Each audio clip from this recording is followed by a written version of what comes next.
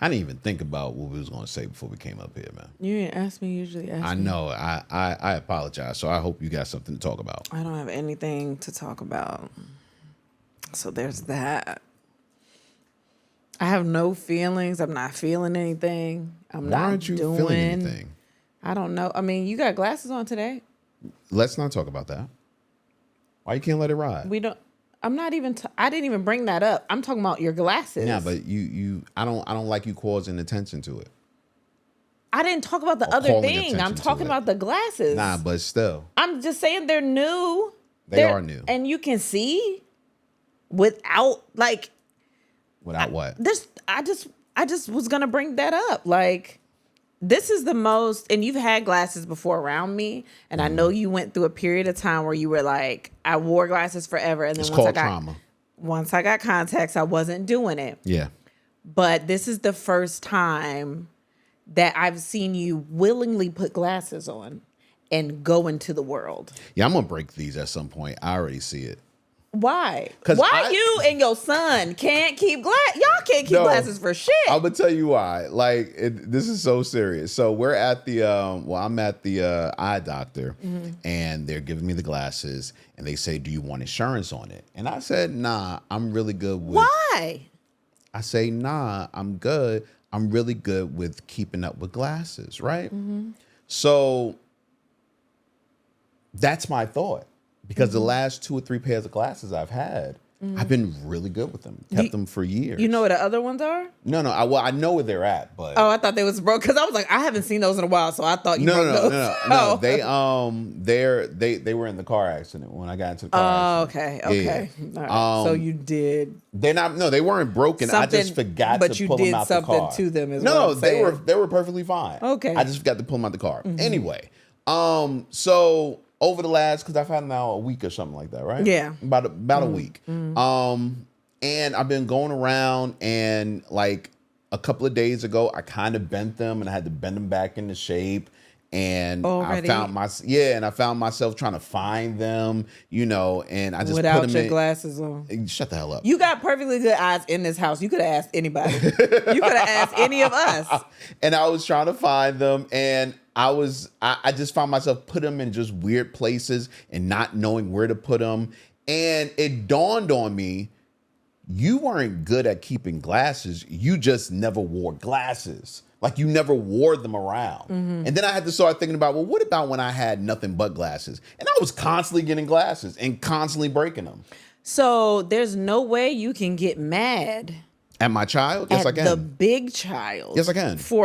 He leaves them on the floor. He leaves them face down. He does all this stuff. And I've noticed since you've had them, because the other ones, you would only put them on when you wanted to give your eyes a rest. And then you throw them on in the house and you put, these you've been wearing like glasses are usually worn. Yeah. And they were in the bed. Yeah, I know. One of the twins brought them down to you the other day. Yeah. Like, I asked him to. Because no. At one point he didn't. I think he brought them to you and you didn't ask him. No, I asked him for them. Oh.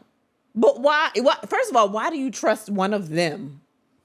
One of them. Because they destroy everything. They are my offspring. I don't give a shit. I would not trust them to carry anything that I need, like, for my body, my life. I get it. You know what I mean? I get it. That's messed up. Like, once they figure out that you can turn the CPAP on and air come out, they're going to be playing with that shit. I can see them now. What I'm being like, look, I'm right. Daddy. You're right. You're right. They're going to put them on their face and all that. Yeah, but you handle them the same way that the oldest boy handles them. I do. And I'm sorry. You need to apologize to him. Don't say nothing to me. I'm not apologizing to him. Why? As a parent, I will never apologize to my child until he's old enough to understand he's going through trauma. I think that's insane. What? If I do something wrong, right, or if I do something hypocritical or whatever, I want to explain myself. As a parent, I'm always right. But you're not. I am in their eyes. You're also supposed to lead by example. And if he sees you just placing your glasses on a hot stove while you frying eggs, he don't see me doing that. You don't know. He not here when I make eggs. I wake him up for breakfast. I promise. If he see you doing some reckless shit like that, like, you got to be able to be like, you know what? That's wrong. When he sees me, they're on my face. as they should be on his face. I'm not saying they shouldn't. I'm not saying that what he's doing is right, but I do think for you to be as reckless as you are, you're a little hard on him about his glasses. Listen. Now, he does break them often. He breaks them. You ain't broke yours yet, though. Yet, but it's only been a week. And as soon as you break them, I'm going to be like, Chris, look, see? Yeah, you're right. See? You're right. Okay. You're right. But, like I said, I'm the parent. And as the parent... It's dangerous. As the parent... It's dangerous. I cannot say sorry too many times. Like, every now and again, I can apologize for a mistake. You know, I bump them by accident while I'm walking past. Oh, I'm sorry. That's different. You know. That's different. I'm talking about you doing something, like you trying to lead by example, and they see you doing something, and you like, don't worry about that. You know why I can't do that? What? Because I make too many mistakes in life. Therefore, if I'm always apologizing, or saying that I was wrong, which is even worse than apologizing. Well, you gotta stop saying that you're wrong. If I do that, then they will start thinking, well, he's always wrong. Well, stop being wrong. Well, I think that if you go to, and I'm not saying it's guaranteed because I fuck up a lot. Yeah. But, whoa. I was just giving you, all right. you know. I fuck up a lot, but I've been trying to like pay attention to what I'm going to say and what I'm doing first because I know that if I fuck up, I do want to acknowledge that I fucked up. I don't want anybody going to the world thinking that they should do what I'm doing if it's fucked up. See, that's your problem. You're trying to get these kids perfect lives and backstories. I'm trying to give them some fucked up shit. We talk a lot about just the way we were raised and stuff like that, and our parents learning, and we realize that they learning, and maybe we were too hard on them when we were younger.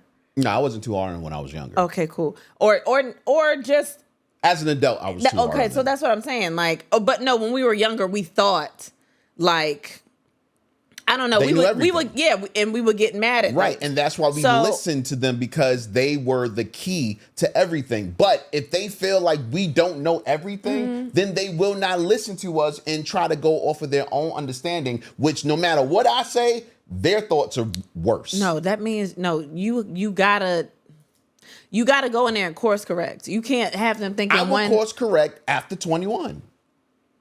So you want them to fuck up as teenagers? Yes. They're supposed to. Build some callous. Have some problems. Go to a therapist. No, I want them to have problems. I want them to go through those things. But also, it's not like I'm teaching them to smoke crack or cook it. And that's the thing. You know what I'm saying? I'm just teaching them, you know, I'd just be wrong sometimes. And say that. No. Say that sometimes I'm wrong. No. Why?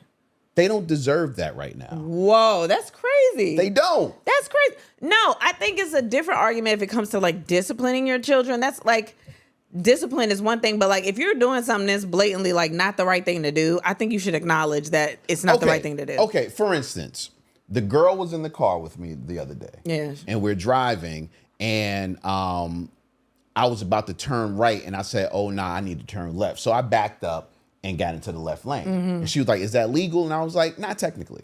But that's fine. Because I'll do that. I've done that a couple of times. We'll be in the car and she'll be like, am I supposed to do that? I'll be like, hey, just don't. Right. But you know the problem with her? I'll flip it on her though. Cause I'll be like, well, what did the book say? Cause you're supposed to be going off the book. Because you don't really be knowing. But what did the book say? You don't really. See, no, I actually know, but it's also like if you were studying the book correctly, you would know what I'm doing. And that's what I'm trying to avoid, because this is why with anything you say, she goes and double checks it.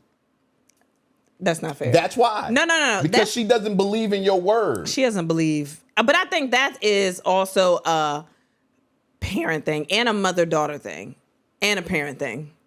But like, because my mom would say stuff and I'll be like, she's wrong. And sometimes she'd be right, but I'll be like, she's wrong. Because she was wrong before. But you've been wrong before. Yeah, but they don't know that. Yeah, no, they do. They think I'm the rightest nigga in here. Yeah, I don't think so. That's true. At least the girl don't. No, she does. She does. You know why? Because every time there's a major fuck up, I've shown her why it was a fuck up. I've told her before it was a fuck up. And I've told her how to get out the fuck up. She be coming back telling me so many things that make sense that I already said to her, but she didn't hear it when I said it. So I'd be like, all right, well. And that's why I said around 21. Because at 21, they already don't trust your word. So then you could say, yeah, I messed up here and there. I've said some things that I might have not should have said. Well, I think for one, I think it shouldn't happen at 21. I think it should happen before that. But if you're going to go by that logic, 20. if you're going by that logic, I think you should, I'm probably going to tell them the truth for a while. But I think that you should start after they get out of high school because now they're in the world. You talking about 21. That's just legal age to drink, legal age to do shit. At 18, they can vote. So I think that after, I'm just saying, I think after they graduate high school, I think that's when if we're going by what you're saying, if there's a time limit on when you start telling the truth, I think they should start after they get out of school. Now they're in the world. See, I don't like to say the truth because I tell them the truth all the time. I just don't acknowledge when I fuck up. Okay. I meant to do that. So what if they point it out? Are you going to still be like, no, I didn't? I meant to do that. I did that on purpose. What was the lesson behind that for you to say I did it on purpose? I come off the top of my head real quick. You know that. Yeah. Yeah, you're a real good liar. Don't take any parenting advice from us. Oh, you shouldn't. I mean, our kids are doing okay. They're pretty cool. Yeah, we've done well thus far. For the most part. Yeah. I'm looking at the monitor and I'm so proud. I told you last night. Okay. So I don't know what the weather is, where you are. Oh. I don't know what the weather is as you're watching. I'm looking at the monitor now too, and I get it. Today felt a little fallish. Yeah, I guess. And while we are in the house, I said I was going to commemorate that. And yesterday is when I started commemorating it. And I put on this jean jacket, and I said, "Baby, I can button this shit up." I think you should do a side by side of when the last time you had the jean jacket on and now. Well, I cussed you out later on that night because of why? Because of me doing that. I was so I was on the Patreon, and somebody had commented on the Patreon. So I go back and I'm like, I can't find this video. So I'm searching for this video to find out where they commented. For some reason, it wasn't pulling up. And when the video finally did pull up, I don't really remember what the comment was. All I remember was, who the fuck is that? Why the fuck did you let me get that fat? Because I love you. No, fuck that. I just love you so much. I think you was filled with my love. I was filling you up with so much love. You was so comfortable with yourself. And that's really what I want you to feel is be comfortable with yourself. That was depression. I didn't know that. I want you, however you want, I want you to be healthy, but I also want you to be comfortable. I don't want you to feel like I gotta look like this for my wife. But or whoever else. Shouldn't I want to feel like that? I mean, I think it's because I met you a certain way. Yeah. So I don't want you to feel like pounds lighter. But I don't want you to feel like you have to change who you are because of me, because I met you a certain way. Do you know what I'm saying? Like if I met you as a big dude, obviously I'm okay with. But you didn't meet me as a big dude. At least not that big of a dude. You were a bigger dude. Yeah, but not that big. Okay, but the video that we looked at from November 24th, 2024 on Patreon was a way bigger dude. But also, what do you want me to do? Maybe because I come off like a wife or I'm nagging you when I say little things that could help you and you don't listen. Yeah, what am I supposed to do? I don't like things like that. So what am I supposed to do? Have a real conversation. Like what? Baby, you fat as fuck. I don't, but I'm not gonna say that. Something. But I'm not gonna say. I'm not gonna say nothing like that because I don't address things like that, and I don't feel like that. I feel like you've gotten what? You don't feel like that? I don't think that. Like I was fine, but like you got bigger, yeah. This reminds me of the conversation we had in the car earlier this morning. But continue. You got bigger, yeah. And I knew that you were uncomfortable. I know where you want to be and where you're comfortable being. Which you do not. That's the crazy part. You don't want me where I want to be. Because what you said was way too small. What you said was about my size. You don't want... Or it's a little bit more than what because I've lost a little weight. But I was there. You don't want me to be what I want to be. Yet. you don't want to tell me when you know I don't want to be. No, I was telling you. You wasn't telling me shit. Baby. You were saying, I thought you was going to the gym. Well, because you kept saying, I want to go to the gym. Yeah, and that shit don't help. But I'm not going to sit you down and be like, look, this is crazy. I'm not doing that because I don't feel like that. But I also know what you want to do. And I saw you not doing the things that you were saying out of your mouth you wanted to do. You were like, I want to go to the gym. I want to eat better. You was snacking on shit. You was doing stuff. But that doesn't help. That doesn't help. But not only does it not. But it's not me though. I can't help you or do anything for you. I'm just mentioning stuff because I know things that you will say, but I'm not going to sit down and have a conversation and say this is out of control because I didn't think it was out of control, but I also knew you weren't comfortable. You didn't see that video. That was out of control. I've seen the video. Matter of fact, I knew there was a difference because I brought this up to you. You posted a clip not that long ago from an old video we had because you were like, somebody said this would be a good clip. And it was an old video. And you posted that video, and I could tell in that video there was a difference. Because I was like, wow. I was like, you have lost weight. I was like, just look at your like smile lines were more pronounced. Like, but I didn't at the time. I wasn't thinking about that. But I could tell from that video and then like our recent videos that there was a difference. That this was an older video. Well, I can close my coat now, gal. You can. You can button it up. I can really button it up. Yeah. Yeah, that's crazy. That felt good, man. Yeah. I mean, I think that deserves. I don't need all that. Get that. I don't need that. I already played it. I do not need any applause. Are you happy? No. You're not happy. No. Why? Because I'm not satisfied.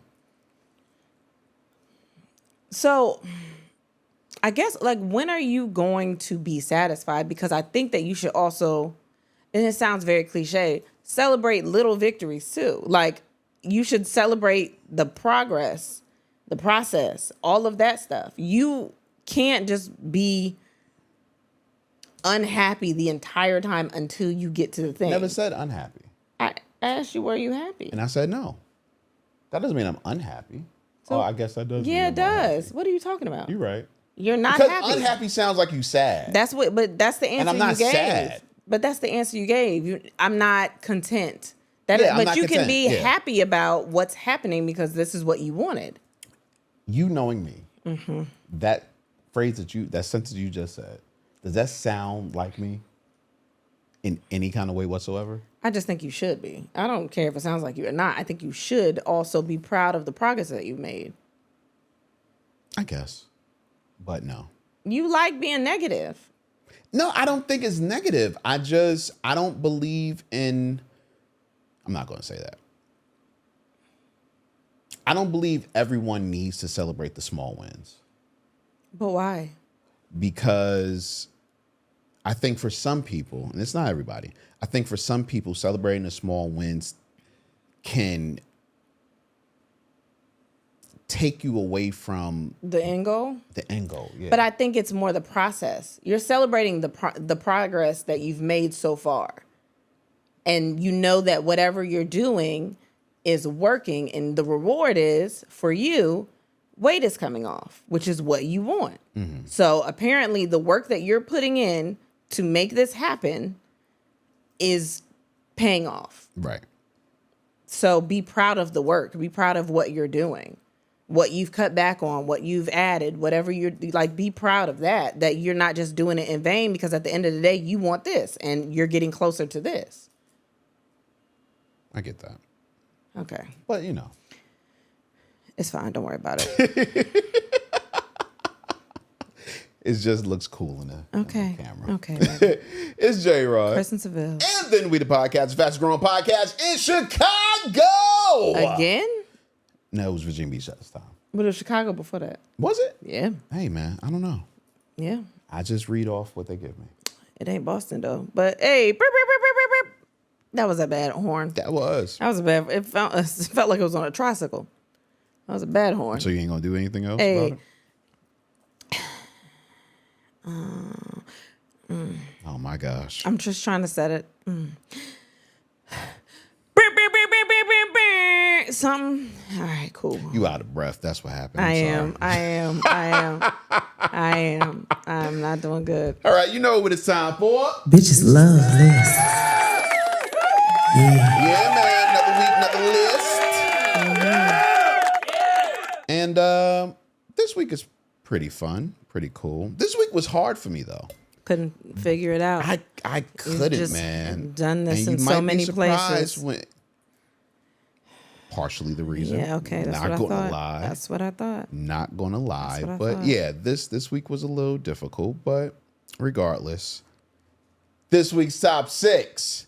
Top 6 crazy places I want to have sex in. I mean, it's very self-explanatory. I think, so if I have number 1, when do I go? I never remember. Yeah, if you have number 1, you go. Right now? First. I go right now? No. I go first. I think I have number 1. Okay, cool. I know I don't. Okay, so who goes? I'll go first. Oh, okay. Yeah. Okay. So like I was saying, craziest places. These are the places that you wouldn't necessarily think right off, my fantasy is to have sex here.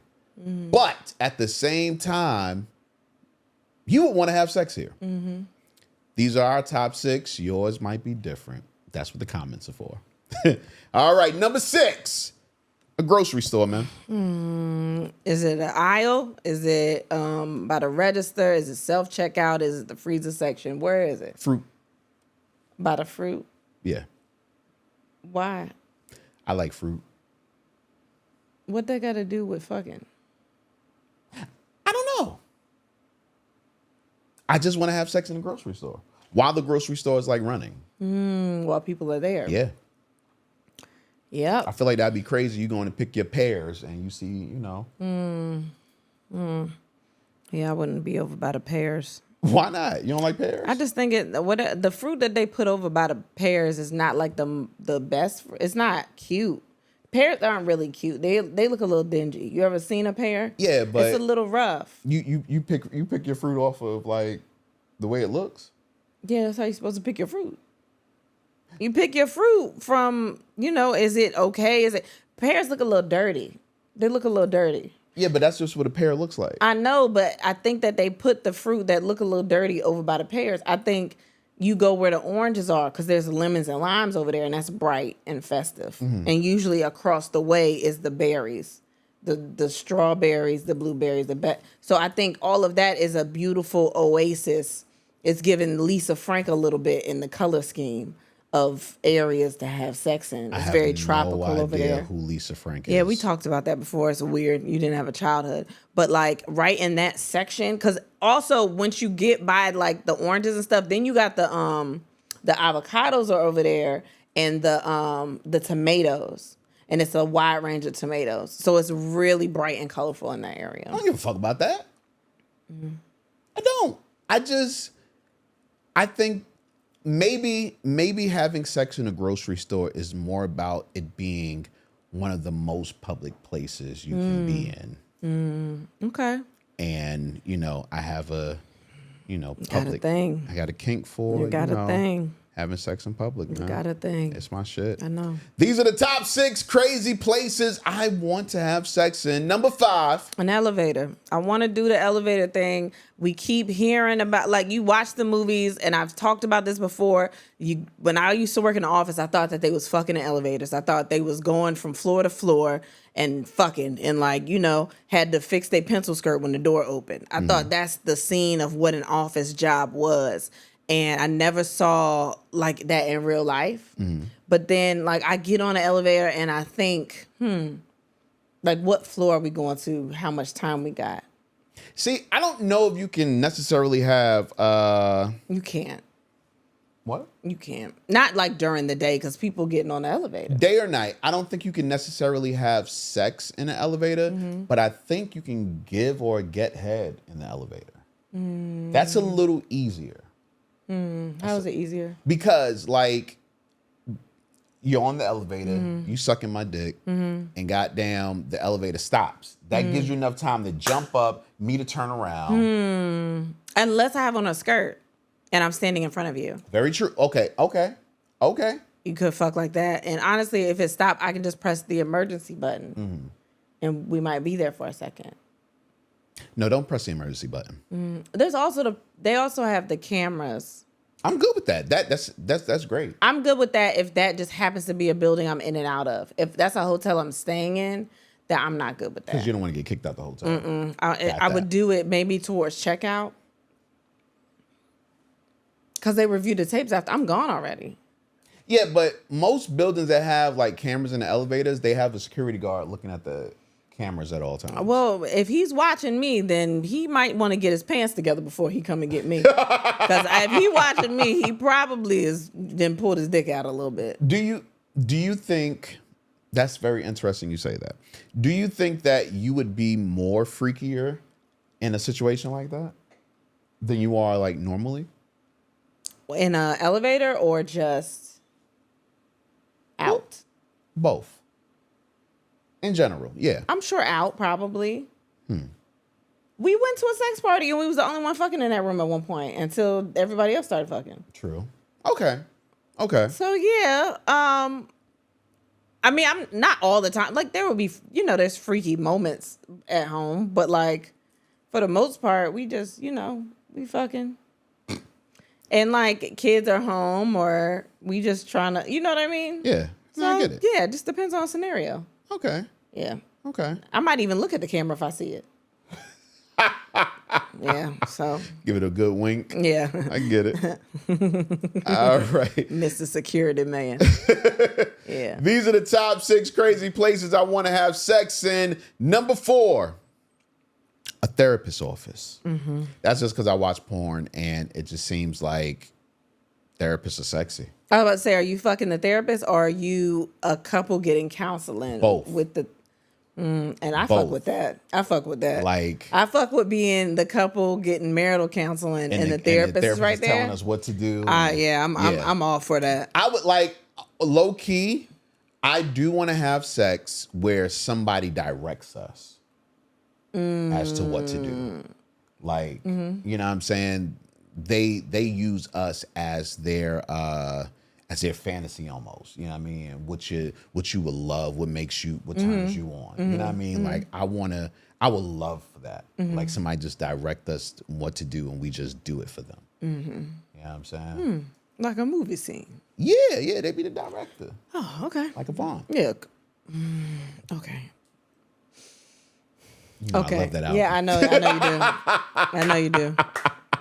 These are the top 6 crazy places I want to have sex in. Number 3.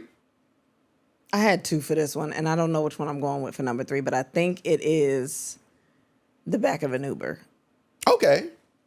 Taxi Cab Confessions. I get think, you. and you know what? It's because I watched that show so much. Yeah. I watched that show, and then I watched Real Sex. Like, I grew up in a time when all that shit was happening. So I was like, man, nobody fucks in the taxis no more. Like, they don't do that. Or do they? Nah, they just got like cash cab, like shit like that, where you just do trivia. They used to fuck in the taxis. And I don't know if they do, but like I'm not mad at it. Like as long as it's not an issue, I don't want it to be, because I think didn't Meg Thee Stallion get in trouble for that shit?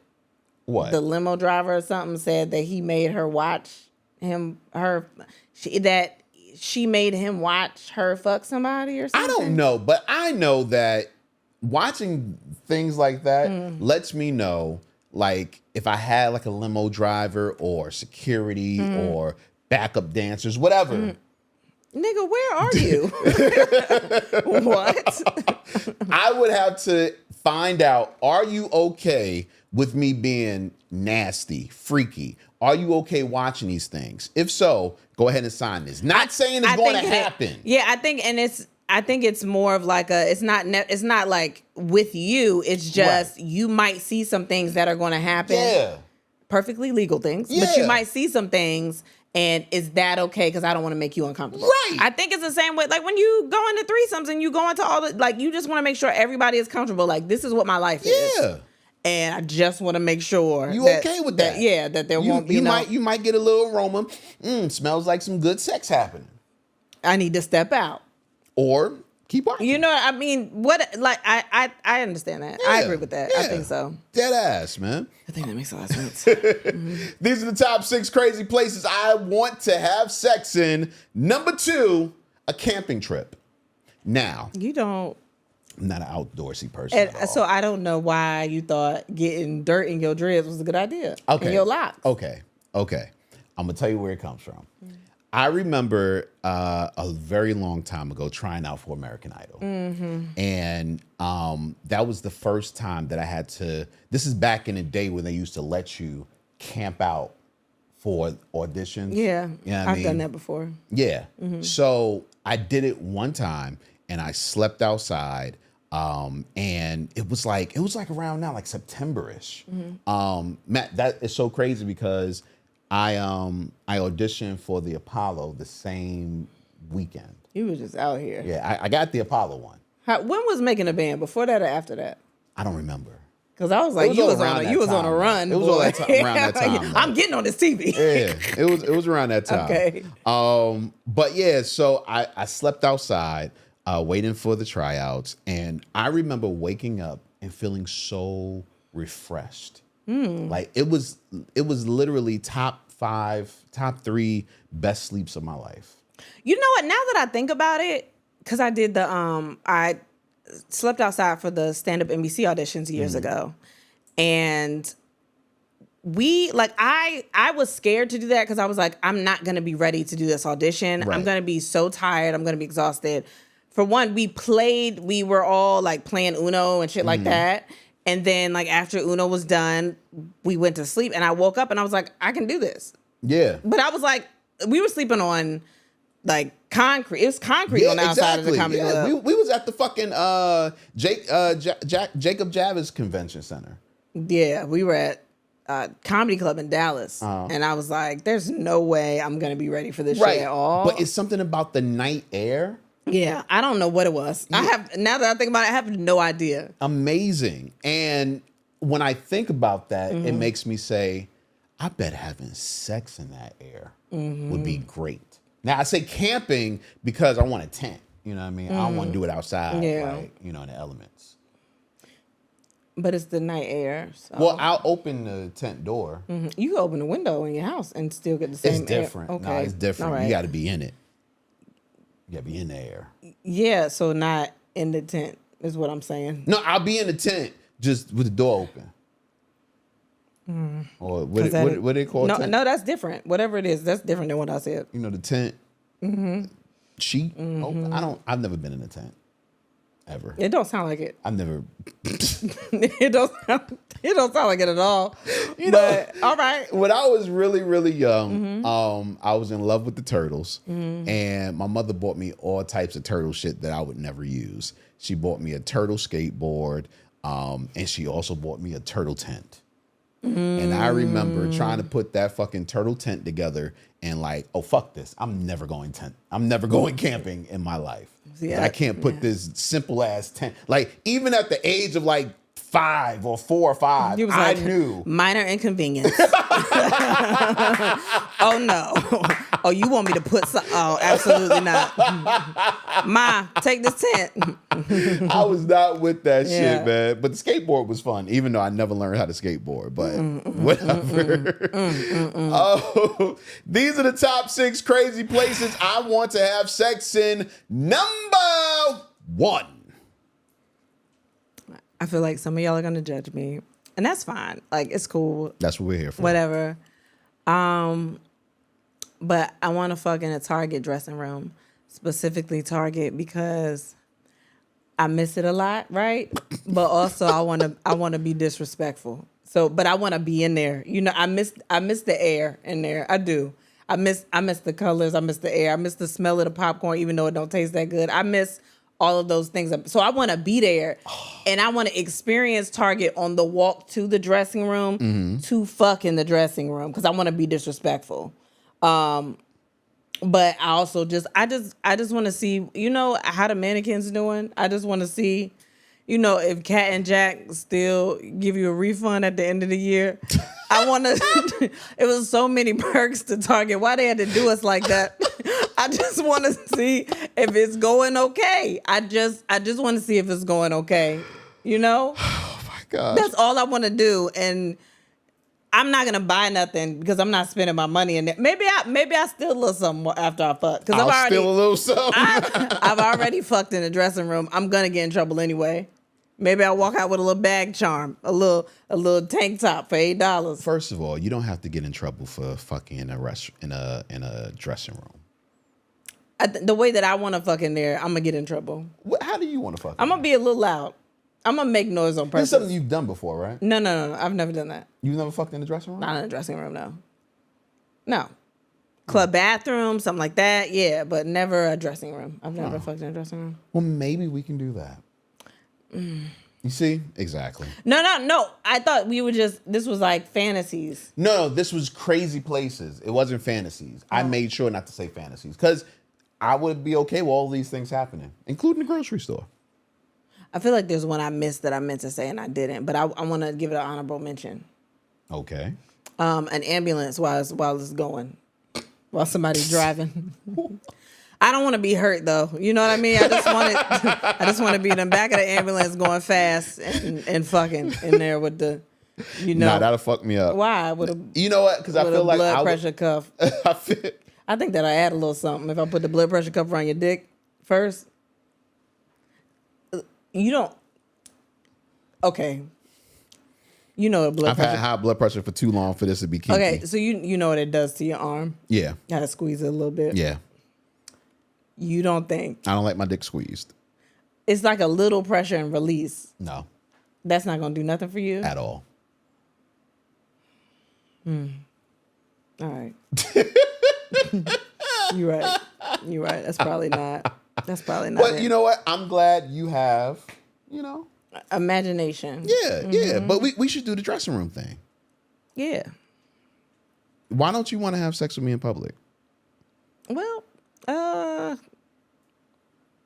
what you mean public? I mean, so what seems realistic to you? Anything.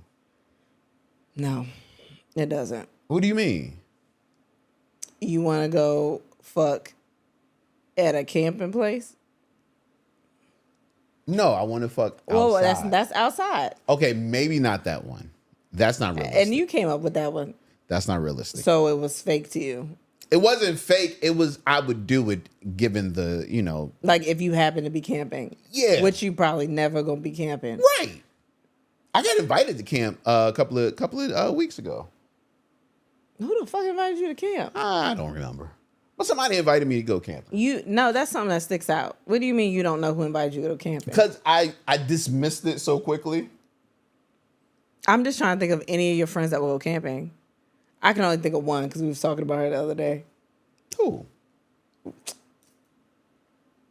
That would go camping? Yes. Oh! Oh, she 100% would go camping. Was it her? No. Oh, was it? Or it had to be. No. Because I had talked to her earlier this week. I said we was gonna get all the kids together and everything. But, okay. Are we going camping when we get the kids together? Hell no. Oh, okay. We probably are, and you don't know it. Maybe. Maybe it was her. She probably was like, I know a great meetup spot. Maybe it was her. It's RVs there, but there's also tents. We should go. Just saying. But now that I think about it, okay. Which that's what we got to bring up on Patreon. Oh, okay. Yeah. That's funny. Yeah. That's so funny. These were the top 6 crazy places I want to have sex in. If you have a place that we didn't mention that you want to have sex in, leave it in the comments. Whether it's Spotify, Apple, wherever. Let us know where your freaky ass want to have sex in, man. Yeah. Damn, I was trying to pull up something but it wouldn't. So how was your week? I think my week was okay. Okay. I don't think I did much this week. Well, school started this week, right? Yeah. School started this week. School started. So now that deserves an applause. That's a thing. There are so 3 out of 4 of the kids went back to school. Which is a thing because when you're so used to being home alone, mm-hmm. when the kids go to school, you're so used to getting excited about the fact that, hey, we're going to have a little break, right? Yeah. And then you realize there's one that doesn't have to do that anymore, and she still live here. It's just not the same. Like we couldn't do like a celebratory fuck or nothing. Right. Like something like that might happen around this time, but we didn't do that. It does happen around this time. Yeah, but we didn't do that. But she did just get a new job, so that maybe I don't know. So that happened. The 3 boys went back to school.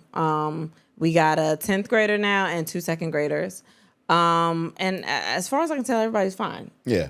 As far as I can tell, they're all doing okay. Except for Cameron. Cameron just feels like he doesn't need school anymore. So he's learned everything. We have a calendar on our refrigerator, and it has like the days of the week, and it's got lines where you can like draw activities. Mind you, we bought the calendar thinking it was going to be organized, and we never used it. Mm-hmm. Well, Cameron saw the calendar.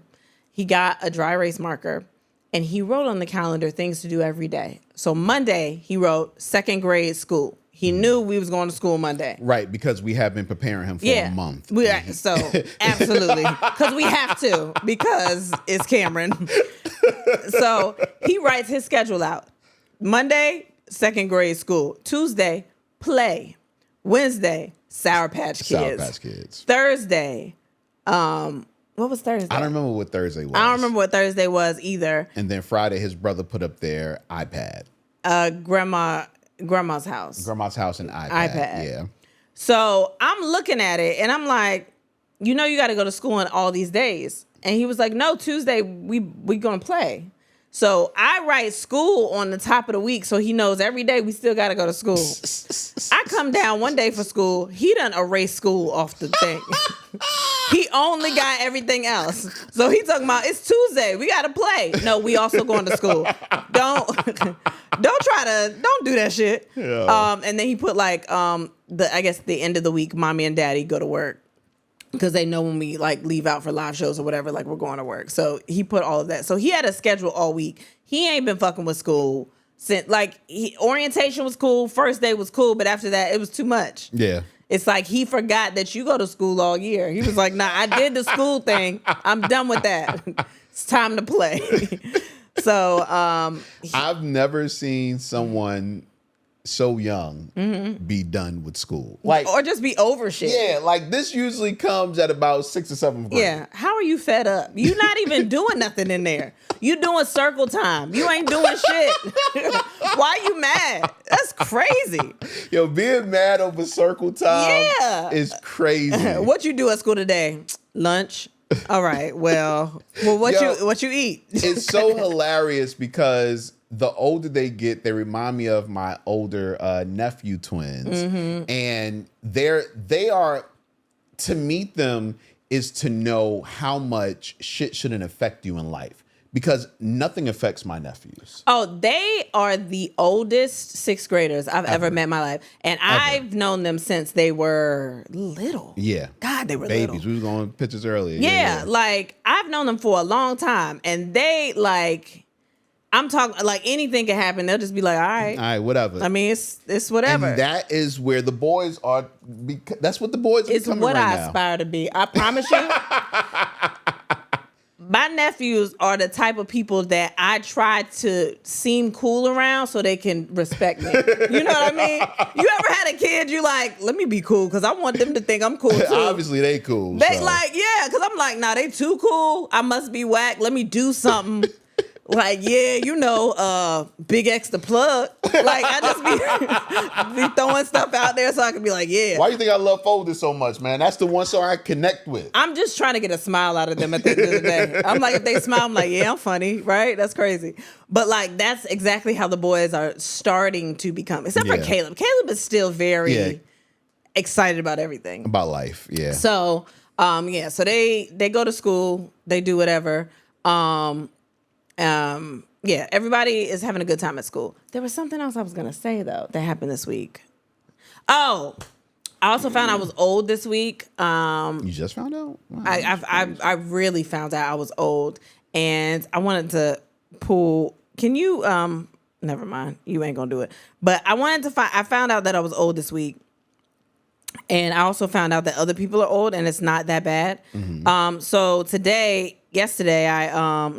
ago, 3 days ago, maybe by now, my daughter got a new job, right? She got a new job. It's a great job. I took her for the interview. She got the job on the spot. They started her literally the next day. But we go for the interview. I'm thinking it's a short, like she go fill out the application, whatever, the interviewer, because they wanted her to come back at a different time. But none of this ended up happening because she just got the job. But I'm sitting outside in the car for like an hour and a half. Anthony. And I'm in the car longer than I think I'm going to be in the car. But I just stepping down. Yeah, what are you doing? I'm sorry. Pretty obvious charade on dark. What is happening? Okay. I'm sorry. So I'm in the car longer than I think I'm supposed to be in the car anyway. So I just, crank the seat back a little bit, lay down for a second, just for a little second, right? Then she comes out. I get up, my whole neck is gone. I didn't do any. I laid down in the car like you would usually lay down in the car. Like I'm just a regular, like I'm chilling, I'm waiting. My whole neck is like, on my right side is like fucked up. And then we get home and I realize it's worse than I thought. And I'm like, I didn't do shit. I didn't do anything but lay in the car. I can't turn right, left. I can't do shit. I can't do anything at all. Like I was fucked up for about 3-4 days because of my neck. Literally because I just waited in the car. And that's never happened to me before. I didn't do anything while I was in that car. So I posted it on Facebook. I posted, I take 1 7-minute nap in the car waiting on my daughter, and I'm going on day 2 of fighting through a pulled muscle in my neck. I haven't looked to the left in 24 hours. I bought Icy Hot this morning. 38 can go straight to hell, and you better not collect $200 because you a bitch. That's what I put. Somebody asked, a couple of people were like trying to give me advice. This is the problem. Most people didn't think it was that funny. They were literally trying to help me. They were like, somebody said Salampus patches. I don't even know what that is. I saw those. I did see those in the somebody said store. Flexeril. Saw that. Somebody said I leaned back in my seat in the car at the drive-in like I've always done. I leaned up when the movie was over and I couldn't walk for a week. I pulled a muscle in my back. Somebody else said, girl, I passed my son a damn Happy Meal from the front seat to the back seat of the car, and as a result, I got frozen damn shoulder, and now I'm in physical therapy. What? We going through it, and I don't know what it is. I don't know what it is. Really being a parent, it's these kids that's fucking us up. Every time we do something for the kids, we get fucked over. But that's where I'm at in my life right now. I'm just trying to make it through the next day. Today, I'm feeling a little bit better. I put some Icy Hot up there. I got my little massager thing that I used 2 nights in a row, and I took a little Motrin, and I'm fine. I'm okay. Well, I'm doing better. I'm glad. Yeah. I'm glad of that. My week was a blur. Trying to solidify and finalize some of these dates that we have coming up. I think that was about it, though. Yeah, it wasn't really it went by we started eating like rabbits this week. Yeah. Not rabbits. I won't say rabbits. Not rabbits. We're just eating, I have never counted calories in my life. And it's shit's annoying. I don't like it. And I didn't ask her to do so. Yes, you did. You said, ask ChatGPT. No. Yes, you did. No. Okay. So there we'll be announcing something probably on Patreon first. But we'll be announcing something very, very soon, a trip that we're taking that we want all of y'all to take. But in this trip, we want to look great for the trip, but we only have like 4 months. The trip is in December. Only got 4 months. And honestly, I want to look good. Better than I do now. And Kristen said she wants to look good better than she does now. So what I did was, first of all, I've been to personal trainers. I've done the diets. I've done everything basically. So I I already knew what I was looking for, but I said, I'm just going to ask ChatGPT what they got going. Maybe I can get some extra pointers for what I'm trying to do. So I hit up ChatGPT, and basically I was good. You know what I mean? Found how many calories I was going to eat and all of that. I said, okay, this is how I'm eating for the next 4 months. Kristen says, well, I want to do something too. I said, well, why don't you look in ChatGPT? She did it on her own. You told me to. Did it on your own. You told me to, though. I mean, yeah, I typed the letters, but you told me to do it. So I've been eating bullshit. But I mean, it's fine. Not bullshit. Before you ate bullshit. Now you're not eating bullshit. Nah, bullshit. It's bullshit. It's whatever. I'm fine right now. It's only like day 3. But I'm trying my best. Or day 4. It's fine. So yeah, that's really what the week has been, and then getting ready for the show. The show on Saturday that I keep saying is Friday, but it's really Saturday in Boston. And honestly, y'all gotta buy these tickets. I'm letting y'all know now, Boston specifically, because this is our first show. Like, we're not gonna be there in a while. Like, we're taking a break after these last couple of shows come out. We're taking a break on live shows for a while. And I know a lot of the times people will be like, well, I got to get y'all next time y'all come. It's going to be a minute. It might, I don't know yet, but it might be a couple years or a year. It might be a year. You're saying that, but like, we took a break kind of this year too. We didn't go as many places as we usually do. So it might be a second. Okay, you're right. Is that not right? Well, you said a year. I don't ever recall saying, oh yeah, a year. But you said a while, but we kind of did that this year. It's going to be, I mean, if things work out the way I think that they will, it might be a second. And if it is a second, we're going to try to, keep the prices as low as possible. Just letting y'all know that now. And I don't even talk like that. I don't even want to be that bitch, but I'm just letting you know you might want to buy these tickets this go round. That's all I'm saying. Hey, man. Yeah. Oh, yeah. Let's get to the question of the day. Yeah. What's the last kind of mean thought you had about your partner but didn't say it to them? You go first.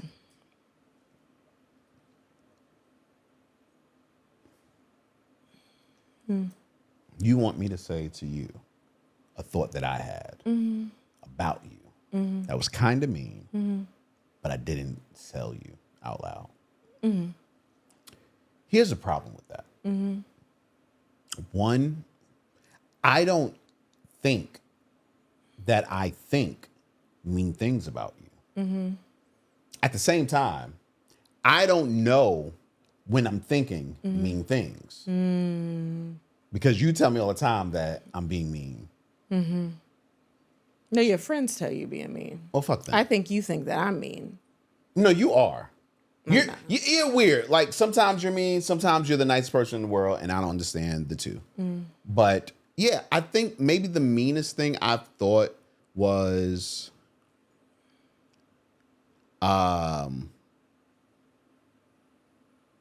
and I don't even think this is mean. I recently, maybe not that recently, but recently enough, I remember thinking she makes problems for herself. Like what? Time management. That's what I was thinking about. That's some bullshit. I know you didn't thought something meaner than that. No, I don't really think mean things about you. That I think is mean. You know what I mean? I've looked at you wearing certain things, but I tell you when I look at you and say, "Oh, I know what team you play for." I also don't care about that, so that's not really mean to me. Yeah. I don't give a fuck. But what would you call mean? I don't know. Well, you tell me. What mean thought did you have about me? I don't have mean thoughts. You're a fucking liar. I don't. You are a fucking liar. Go ahead. Okay. See, you know what I've noticed about people that are like you? On the outside, so nice. But on the inside, the mean shit is there. I don't have anything mean. You just have a great filter. I don't have anything mean, and I don't want to say anything mean because I don't want to hurt your feelings. Oh, so you think you're gonna hurt my feelings? What you think? No. I just don't think it's I don't think of anything mean. And it's like, what's the last kind of mean thing you thought? Yeah. So like recently? It doesn't have to be recently. It just said the last. Yeah, so recently. That could have been that could have been a year or two No, ago. it's been recently. Oh. Well, what was it? I just keep thinking about that eye. And I've been wanting to fuck, but honestly, that eye has turned me off. But I have to remember that's not your dick. It's different. I don't have to look in your eyes to fuck you. Say that again? I don't have to look you in your eyes to fuck you. How many times have you not looked me in my eye while we're having sex? I close my eyes sometimes. Like for the whole... You know, in the very beginning, I had a hard time with eye contact. I can just go back to that. Like, it's fine. No, from the very beginning, I don't even think you were fucking somebody that you knew their name. You still don't think I knew what your name was. Kristen, the first time we fucked, she didn't know my name. You keep saying that. I just didn't know how to pronounce it. She did not know my name at all. It was two different ways you could pronounce it, and I only heard everybody call you J-Rod, but I was like, I'm not calling him J-Rod. So, like, it was two different ways that you could pronounce it, and I was like, I'm not going to just say it with confidence the way that it looks to me. The way it's written down on paper, I'm going to wait till somebody else say it, and then I'm going to hear it. You never did that? Wait until somebody else says it, and then you're like, oh, that's how you say it. You never... That's a lie. Either I know your name or I don't. There's never. But I did. I knew who you were. I knew you. You knew me by facial recognition. I knew you though. Like I knew your face. I knew it started with a J because it wouldn't make sense to be J Rod without a J. You know what I mean? And I knew that. I knew you. I knew your body. I think that's intimate enough, honestly. So I don't think I had to know exactly how to pronounce your name. I read it and I was like, it could. I'm gonna just wait. And I think your mama said it, and I was like, well, she should know because she came up with it. That's who wrote it down and said this is it. So, and then I started saying it with confidence after that. Got you. And I couldn't even call you that for a while. It felt weird, and now I can't not call you that. Yeah, you're right. Yeah, you still don't call it to my face though. Yeah, I think I talk about you and say it. Yeah. I don't. So weird. Because I think when you call somebody like by their full name, sometimes it feels like they in trouble. Especially if you go by a nickname. Yeah, when I'm frustrated with you, I'll call you Kristen. And that's when I know. Yeah. Because you'll say baby, but when you say Kristen, I'll be like, oh my God, what? What did I do? What the fuck? I hate that shit. Kristen, what did I do now? I feel like one of the kids coming down the stairs. What? What did I do? It's never a love like Kristen. It's never like that. It's Kristen. All right, man. Fuck. Oh my gosh. Let's get into y'all's answers. Somebody said, I'll be first. If you had listened to me the first time, you wouldn't be in this predicament. Followed by, are you big mad or super mad? Yeah, I say that first one a lot. I say that to you a whole lot. I say that first one more than you because I say it to kids too. I say it to you and I say it to kids. I get it. And everybody just be going a fucking straight. Somebody said this motherfucker fat as fuck. That's crazy because that's what you wanted me to say to you. No, and I'm not that mean. Well, I wanted you to say that to or me. Think about it. I just want you to care. I do care About me. I do care about your health. Yes. But I want you to care about yourself. But I don't care if you I don't care. I met you big. You never wanted eye candy on your arm, did you? Like, did you ever think, yo, I want somebody that's cute when I'm like in places? I've always wanted somebody that I thought was cute. I didn't really care about walking into other places and somebody being like, damn, I never really thought about that, to be honest with you. Okay. I wonder if that's a male versus woman thing or just a... No, I'm sure there are women that feel like that. And I mean, I don't want my man to be ugly to me, but I've never been like... I don't know. I've never gone into a room and been one of those women that's like looking at every woman that could be looking at my man. I've never thought like that or even thought about it, to be honest with you. Like, I've seen it in movies, but I've never thought like that in real life. But I like when you, like, you know, when you put clothes on and you look good and you got edge up and all that other shit, like, but I've never been hyper aware of people paying attention if my man was fine or not. That's interesting. That's Why? cool. That's interesting. Is that bad? A bad thing? I don't think so. Because you like to be eye candy and you want to be. Well, you think that my standards are low. Yes, but there have been women that I've dated before that I wouldn't take certain places because I knew they weren't, like, you know. That's how you know you don't really like somebody. No, I really liked them. No, you didn't. No, you didn't. So just because I knew they weren't attractive meant that I didn't like them? I've dated someone that I knew wasn't conventionally attractive to other people and did not care. Like, because it didn't, I liked them, so I didn't give a fuck. Do you have money? No, usually the people I date have really good personalities though. So I know when they go in a room, people are gonna like them anyway. Like, they're gonna get along with people. They can converse with people. That's all I'm really worried about. I don't want to go in a room and then you act weird around people that we're around, or like if we're in groups or you're going to meet people. I don't like being with those kind of people that like don't know how to speak, can't hold a conversation, or just weird around people. Right. I just want to feel comfortable wherever I'm going. I mean, please put some clothes on or keep yourself up, but also. I get that. No, I get that. That's important. Yeah. That's important. Yeah. Let's see. What else? The last mean thought was, do you believe in manscaping? And sent some trimmers that were black and said I wanted it. Okay. Well, okay. I get it, man. I get it. That's not mean, I don't think. Some men just don't care about that shit. I can see how it could be mean. I mean, I can see how it could be mean, but I don't know. Especially if you've been like, you know, woofy your whole life. But that's what I'm saying. It's not mean because you're used to it. They're not saying you're dirty. You just got hair. Yeah, but I think in a way it makes you feel like, damn, who I am isn't good enough for them. I mean, I guess. I mean, it's a question, though. Have you thought about manscaping? You could also be like, no, this is what I do. Yeah, but when the person say, have you thought about, you know. They might like something, but you might also be like, nah, you gonna take it like this? I know girls that they bushy and they like, nah, you gotta go through the trees to get to it, you know? Yeah, I know. Shut the fuck up. I know you're not talking about me. What?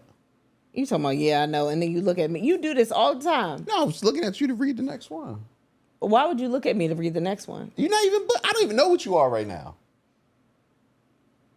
I ain't seen the pussy in so long. I've been naked in the bed, baby. Yeah, I don't be paying attention. I be tired. And that makes me feel. Well, if you ain't giving up the ass, what else I'm supposed to do? I don't know. Like, yeah, exactly. I'm not paying attention to something I can't have. You know what? Last night I had this thought because I was in there and I thought about having sex, and I was naked in the bed and I thought about having sex, but my neck was hurting bad, and I was really making the choice. Should I fuck or should I put this icy hot on my neck? Because I thought the icy hot would turn you off. Because a lot of times you'll hug me from the back, and I didn't want you to get like a nose full of icy hot. Who the fuck are you talking to? What really turns me off? But baby, come on. What really turns me off? But for real, let's be honest. Like, if you usually hug me from the back and your neck be all in my, like, I didn't want you to get Bengay or whatever the fuck on your face. And I was in the bathroom. I was lotioning up after my shower and all that stuff. And I was like, all right, now I got to make a decision. Does my neck hurt bad enough that I can't fuck right now? I'm going to tell you like or this. Should I just go in there and... I'm going to tell you like this. If I would have said no because of the scent of Bengay, I've been gay. No, that's not how that works, baby. It is. I'm not turning down pussy. Would you fuck me with Vicks on the back of my neck? You goddamn right. Might even be able to breathe a little better. That would be good. Won't even need to CPAP for that would be kind of crazy. You know what I mean? Like, wow. If I just had the elements on me for life, for your life. Shut the fuck up. I'm saying, like, just for real. No, that's a good thought. I never thought. That's good. That's good what you said. All right. Somebody says, sometimes I wonder if you were dropped as a baby, but I said to him, I thought about calling his mom. And asking her. That's Damn. crazy. Someone said, she texts me that she doesn't like fighting with me. I'm also text back. And I text back, I can't fucking tell. And I almost text back, I can't fucking tell. Nah, that's real. That's funny. She really don't fuck with me deep down anymore. That sucks. But it's his thought, though. That doesn't mean it's true. The last mean thought that he had about her. She really don't fuck with me. But maybe she does. Maybe he just think that. Now you got to talk it out. What? You kind of know when a person ain't fucking with you. Yeah. I don't know. You talk about somebody that's hyper aware. I look at everything and I'm like, well, that shows a declining relationship. Like I look at little things and like I think, what? I don't know. Have you ever thought that with me? I did, but I was right. That was in the beginning when we was fighting and fuck. I thought that. Now, what was I doing that made you say, nigga, you didn't want to be around me. You had an attitude. You was leaving all the time. I leave all the time now. No, you was leaving more, and you didn't feel happy to come home. You leave all the time now, but like you like being home so much. Like you like being home in the house that like you weren't happy to be. Like now you leave, okay, you come back and you're like, I'm home. Like I'm comfortable, I'm relaxed. You was leaving before and it was like, I don't want to be in this shit. Like you was like. Okay, that makes sense. But it was true, right? Yeah, hell yeah. Yeah, so I be right a lot. But now you come home now and you lay in your bed. You know, you talk to the family. It's different. it's a different kind of, I know. Oh, man. Someone said, what is it? What's the meanest thing you thought about your partner recently or whatever? Yeah. We always reword the question once we get down to the question. Totally. That attitude getting annoying. Damn. Someone said, he out of shape, too flabby. Damn. Baby, stop looking at me. I'm just looking at you to read the next one. His mama didn't hug him enough as a child. Wait, that's not funny. I'm sorry. That's not funny. Because what if she didn't? She probably didn't. Why she got to send me pics that she going to post on IG? I want exclusive shit. I get that. If you already going to post it on IG don't and you send it to me. I don't even like when friends do that shit. Like that. Why? Because like, honestly, nigga, I could just look at your IG. But you want to get it first. Maybe you need your opinion before I post it. I'm good. You've sent me pictures before that you posted on IG. When you was taking pictures all the time. You used to take pictures all the time. Now, I was probably trying to get your, if you like it, maybe other people would. Are you sure? Yeah, I ain't never posted nothing for my gratification. You never been like, damn, I look good in this. Let me post it. Yes, but let me post it so other people can say I look good. Okay. And say it and like the picture. So to make me feel better. Yo, you needed a lot of attention before. What you mean? Because if you scroll down your Instagram, because that's what I used to do, like in the early days, I would just look. It was mad selfies. Yeah, because you had so many selfies. I did. Because I used to like taking selfies. It was like the new thing when you started taking selfies. You was like, damn, they're taking pictures of themselves? Yeah, maybe. I got to do that. Yeah. You open that phone up. You was like, oh, shit. But then okay, if I'm being completely honest, when social media stopped being just regular life and started being more of a job, it was everything I posted, I overthought. So it was just like. That's where I'm at now. Yeah, but it's a little different. Like when I think about it, I think, how is this going to help? You know what I mean? Like, what is this post really for? And a bunch of selfies don't do shit. That's just boring looking on somebody's page. Yeah. And a bunch of selfies. I mean, I think they out now for real. I think people doing like fit. Yeah, all that shit. Yeah, shoes and sneakers and all that shit. Yeah. All the shit really goes down in my stories. My stories is where I talk to everybody. I post anything in my story and I don't give a fuck. And I talk to everybody in my stories. So, someone said, I can find someone better that can pronounce words with S. Oh, that's not nice. A lisp it's not their fault. It's a tongue tie or something, right? That's not fair. That's fucked up. That's not fair. That's so fucked up. This man is damn near 30, still trying to do and act as if he's still 18 in the streets. Let me tell y'all something. Damn near 30 is still in your 20s. Y'all gotta, if you can do it, do it. You didn't understand what she's saying, though. Trying to act 18. Oh, in the streets is in the different. streets, yeah. I was about to say, just because I've heard a lot of people, and maybe I thought like this too. When I was almost 30, I was like, oh my God, like I gotta get my life together. This is crazy. Yeah, but at 30, almost 30, yeah, acting like you still in the streets is kind of. I mean, don't be in the streets because that's whack as fuck. I know. I think I've said this before. I know niggas I went to school with, high school with, that are still the same niggas today. Yeah, they still live by the streets. They still live by whatever like. They still in their mind think they have rivalries with people that they had in high school. Like it's those kind of niggas, and I'm like. Yeah, I don't think I have any of those people. I mean, I don't hang with them. Okay, but they're people that I knew in school, and you know, social media, you can see everything now. And I'm like, damn, you still hanging over that block, huh? You still doing the same? Wait, you hit it with a juvenile? I mean, you on that block, huh? You still wearing that tall tee, huh? This, what is it? I want to pull out every single lock one by one. God that damn. is not nice at all. Her breath stinks in the morning. Yeah, man. Not yours. Not yours. Yes, it does. You've said it before. Yours too. I think some of the medicine you take makes your breath smell like pussy sometimes. You told me that. Yeah. You did tell me and I that. think that's what it is. And if I was old Kristen, I would have thought that you was out cheating. But because I know you, I'm like, that nigga don't have time. He don't have the energy to cheat. I don't have time. You don't You don't have the energy. I have the energy. Well, then stop taking so many goddamn naps then. If you got energy. You got energy to go cheat. Do something productive. Get the fuck up out the bed then.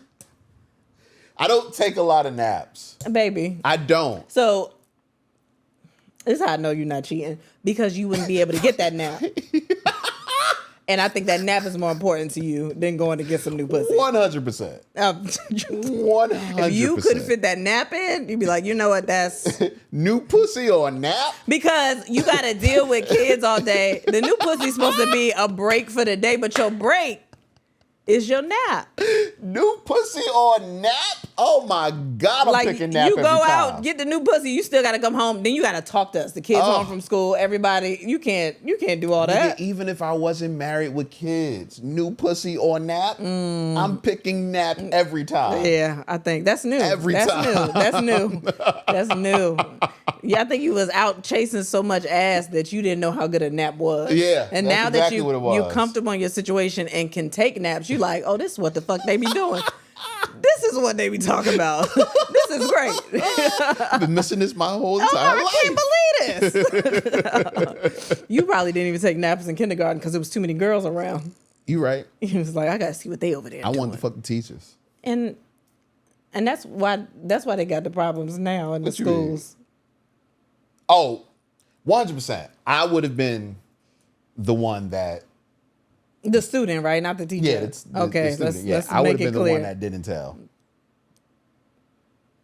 I'm not telling nobody. I get to get this. Just don't tell nobody. Psh, okay with me. Would you tell if...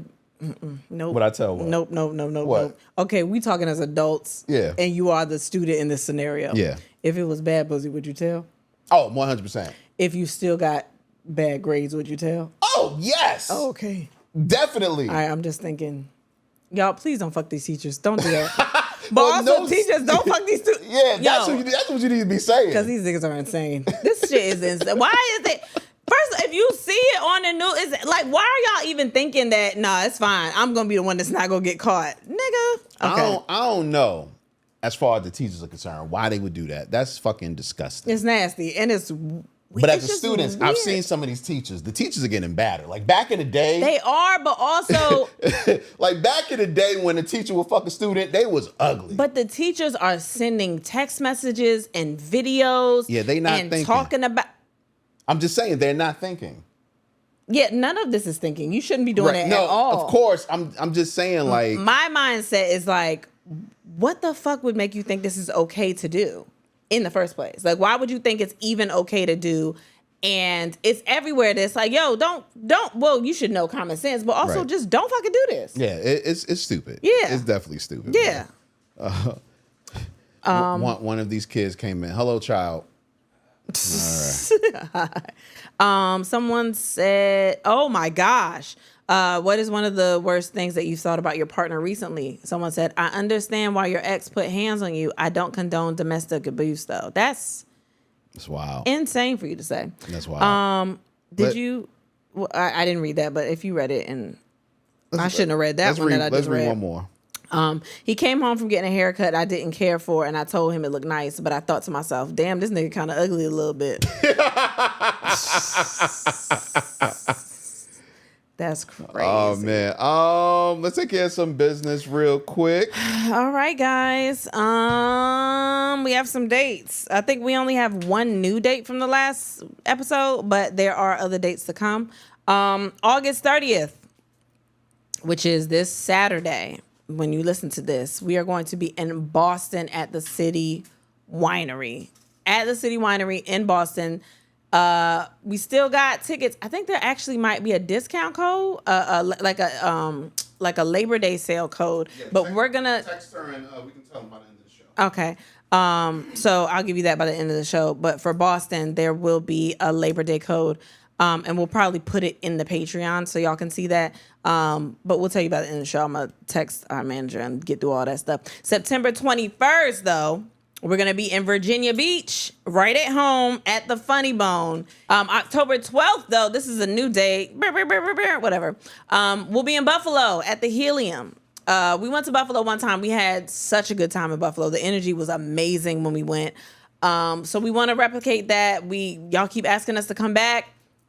And I'm not sure if we're getting to Canada, because y'all been asking us about Canada. Right now, we don't have any leads on the Canada date. So I would say if you are anywhere close to Buffalo, to go to that show. So that is October 12th, the Helium. Tickets are on sale now, so get those tickets. October 19th, we're going to be in Las Vegas at the Wise Guys in Town Square. It's a beautiful club. It's Vegas. We had a really good time last time that we came. We want to duplicate that, do it again, have a good time. So those tickets are also on sale. So please get those tickets, spread the word, do all the things. So again, August 30th, Boston City Winery. That's this Saturday, September 21st, Virginia Beach at the Funny Bone in Virginia Beach. October 12th, Buffalo at Helium. And October 19th, Las Vegas at the Wise Guys in Town Square. Make sure you get your tickets ASAP. I'm gonna go ahead and text about that discount code too. That discount code. I'm gonna do that. That word didn't come out at all. It didn't at all.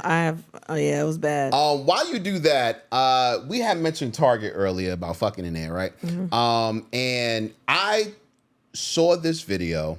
I follow this guy a lot. It's called, what's his name? Silent Middle Child on Instagram. Okay. And he just talks about a lot of things that you may or may not know. You were telling me about him. Yeah, about pop culture, text group, popular things that are happening, in the news. And he talked about Target, and I didn't know this, but I thought you might want to. So listen to this. Yeah. What do you think about the Target CEO stepping down due to the boycotts? It's a pretty obvious charade on Target's part, if you ask me. How is it a charade? Well, for one, he's staying on as the executive chair of Target, which is arguably the more senior position. And, when you're dealing with large corporations like Target, part of the job of the CEO is basically to be the fall guy for when things go wrong at the company. That's where you get the golden parachute term from.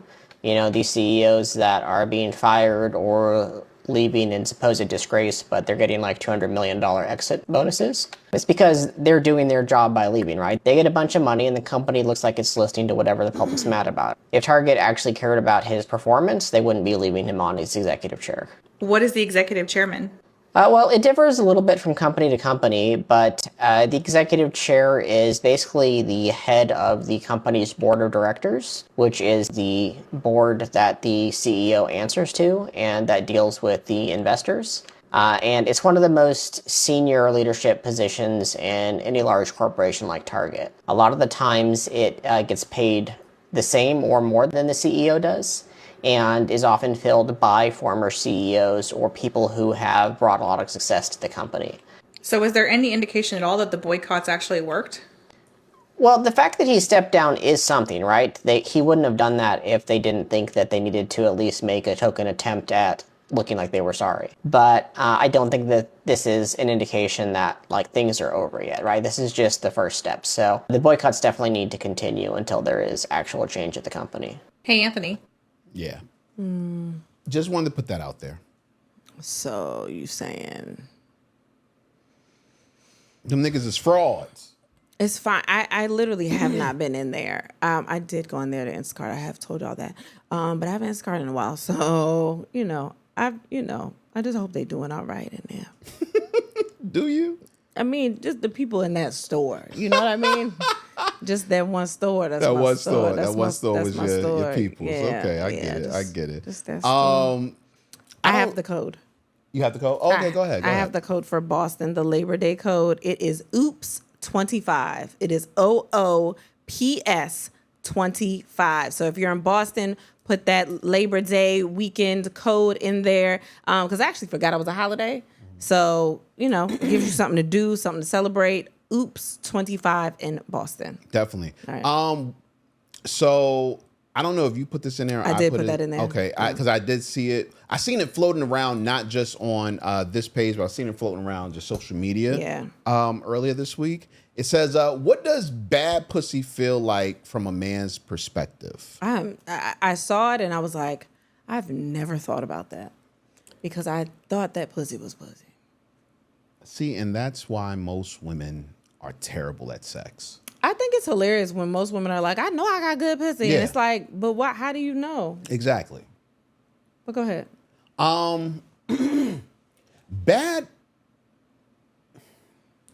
Bad kitty cat is more than just a feeling. Mm-hmm. More than just a feeling. Bad kitty cat is a personality. Mm-hmm. When you enter it, it doesn't greet you. When you give it action, it doesn't give you action back. It doesn't play back with you. You know what I'm saying? When you cry or don't cry, that might be your fault though. But still. Ultimately, bad pussy feels like A dog. a waste of time. Sounds like a dog to me. Sounds like we shouldn't be calling it a cat no more. Cats got attitudes. They don't greet you. They don't give a fuck what you doing with yourself. That's bad pussy. We shouldn't call it cat then. We should call it a dog. Dogs are happy to see you when you come inside. Hey, come on you talking in. about good pussy should be called a dog. Yeah. Why did we call it a cat? Cats are assholes. Why did we do that? I don't know. Everything you described sound like a dog to me. Sound like a loyal companion. I'm excited when you get here. If you cry, I'm excited. You come inside, I'm greeting you. Hello, how you doing? Take your shoes off. I'm happy to see you. Maybe. Cats be like, nigga, what is you doing in this house? Not too much about cats. I love them. I know, but they don't really give a fuck about you. That explains a lot It's not about your true. attitude too. What? You act a little bit like a cat. Explain. I don't know, you're just very stubborn like cats are. Cats aren't always stubborn. It seemed like it. Seemed like everything you just described sounds like a loyal dog. So you don't think so? No, not at all. Not at all. But I guess. I think we should vote to change his name. That's what I think. Because why? What makes it a cat? Maybe because if I had to choose between, okay, that sounds weird. Yeah. That sounds weird. Yeah, it does. I don't even know what you said, but I did. Yeah, nah, I can't even explain. I know what I want to say in my mind, but nah, it just sounds weird. You won't understand it. No, I understand where you're trying to go, but the world won't. So, yeah, nah. How does bad dick feel? If it's too big, like it hurts anytime, or if it's just not. I think the objective is to be able to hit the correct spot and to like just just have it fit where it just does the things it's supposed to do in there. People brag about, I want a dick this big, I want a dick this thick, and that's fine. I don't know what your vagina looking like. You know what I mean? You could have a big pussy. I don't know. But bad dick is when it's just not comfortable. It's not about the performance. So as long as it's comfortable, it's fine? It's doing the job it's supposed to do. If it hurts me or it's not hitting the spots that I needed to hit, that's bad dick. Okay. That's what I'm saying. Like when people, I think it depends on what is on the inside of your vagina, on what good dick is and bad dick. Because there's people that are like, I want it to be 20 inches long. I want it to be round as a soccer ball. Well, okay, you got a big pussy and that's fine. That works for you. Okay. What? No, I'm just trying to, because I thought it had way more to do with than size. I just think if it's doing what it's supposed to do to get you to where you need to go, then I think that's good dick. Okay, but what's bad though? You're saying was good, and that makes sense. If it hurts. Just only if it hurts. If it hurts or it's uncomfortable, that's not good dick. Really? That's what I think. See, and that's why it's a little confusing, because for me, bad pussy, it can still be bad pussy and feel good going in. So is it something inside of there that The makes it bad? experience, but the person usually the person. Now, I've had cold pussy before. So, and I've had pussy that smell like Cheetos. But That's weird because that's not even anything fish-like. Exactly. It's not even in the sea. You don't get Cheetos in the sea. It was the same pussy. It was the same pussy. One time it was cold, next time it smelled like, Well, are you sure they were alive? I think I've asked you that before. Yeah. They were perfectly, Were they fucking Cheetos? I don't understand how we got to the Cheeto part. I don't know. That diet must have been crazy. Yeah, probably. She probably eat off a food truck, just all at a state fair, just eating everything fried. Yeah, listen, I don't know what she was eating, but I know it wasn't great. You know what I mean? And so did you smell the Cheetos? Were you down there to smell it, or like the underwear came off and it was a waft of? More like I was fucking and I smelled it. Did you smell your dick when you came out of there? No, I washed my dick when I came out of it. Yeah. You went straight to wash it, or Straight you to the like? sink. Okay, I didn't know if you went to ran errands. Hell no, no, fuck that. I was in her house. Your wind smelled like Cheetos. No, I was concerned for you and what everybody you passed by that day thought of you. No, hell no. Okay. I wasn't letting that, and it was late at night too. It was whatever. Yeah. But no, I have a friend who he feels like he can base head off of just the way it looks. Like the way the girl looks when she's giving head, he can base on how good the head is. And So wait, is she giving him head while he's basing it off of that, or is he watching a video of her giving somebody else head? Like he can watch a video. Okay, that's why I was like, if he's already in it, then why he got to look at her to figure out if the head good or not? That's crazy. But he feels like he can do that, and I, from personal experience, can say that's not true. Like. You have to know what you're doing. You know what I'm saying? And just because you look like you were giving monster head, don't mean that you're satisfying. I know. I've seen that. I've seen that.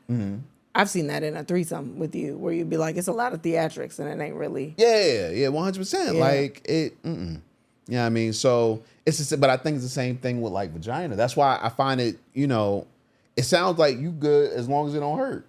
No, if it's doing what it's supposed to do, if it's doing the job, it's good dick. Like if I'm comfortable, it feels good. It's not hurting me. It's not like if it's doing the thing. Yeah, and that makes sense. Like what you're saying makes sense for good dick, but for bad dick, you're saying as long as it's not uncomfortable, it ain't bad. That's what you said. I just think if it's not doing the things it should be doing, it's bad dick. So if it's uncomfortable, it's not doing what it should be doing. What are the things that it should be doing? Hitting the spots, fitting right, not being. I don't know how to explain it. Like it's just, I don't know. I know what good dick is something that gets the job done and it feels.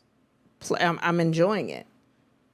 If I ever come out of the enjoyment, because something else is grabbing my attention, then to me it's like bad dick. Like if you Oh, well, I must have given you a hell of a lot of bad dick. No, that was no, it's not that.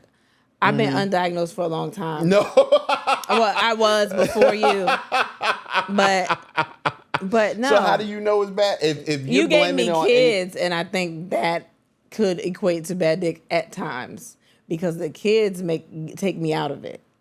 So you might have great dick, but at that time you're not giving me the best dick. You know what I mean? Because it might not be your best day, but it also might be kids screaming in the background. I just said I must have given you bad dick It's not. a lot of times. No, it's not a lot. You gave me kids. Like, that adds to it. That's a part of you. And they screaming in the background. I can't think, you know? No. All right.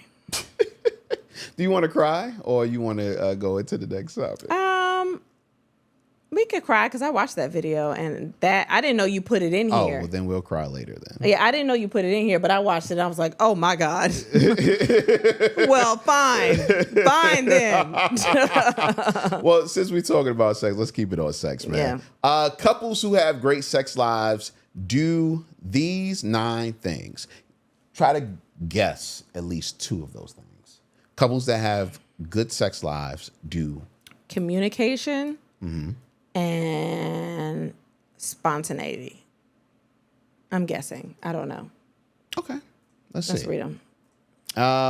Shows a lot of physical affection without pressure or fear, it always leading to more. Wait. So what will you say about that? I think I show a lot of a physical affection. But I also think that sometimes if I do too much, you are going to fuck me, and sometimes it's not the time to fuck. So I'm not afraid. I don't have a fear, but I know when to, you know what I mean? Do you think I show a lot of affection? Yes. Yeah. Is it too much? No, I don't. I believe that whatever you naturally want to give me is what you naturally want to give me. Are you uncomfortable? With what? I'm all over you sometimes. Most of the time, I'm over you. No, I'm not on you. uncomfortable. But do I tune it out sometimes? Yeah. So you don't receive it? I'm just let doing you it do for what you me? do. I'm doing it for me? You don't? No, I receive it as far as, I appreciate her showing affection. But you not in it. You think I'm enjoying it more than you? Oh, yeah, 100%. So you don't like it? No, I didn't say that. I don't know how to not touch. You know what I mean? I just be wanting to touch. I get it. Sometimes I just really want to be embraced. I get it. The only time it bothers me is when when it is a good time to fuck and we don't fuck after you're doing all that. Okay, I can understand that. You know what I mean? I Then can it's like, understand you teasing me. Chill out. No, sometimes I just like Nah, fuck that. being covered by you. Fuck that. It's just a hug and embrace and Nah, I'm good. I just like it. That's cool. But I like fucking. So you do what you like. I do what I like. I get it. Okay, what's the next one? Go ahead. Don't take a no in the bedroom personally because they have lots of options for what else they could do. I don't really understand that one either. Yeah. Okay.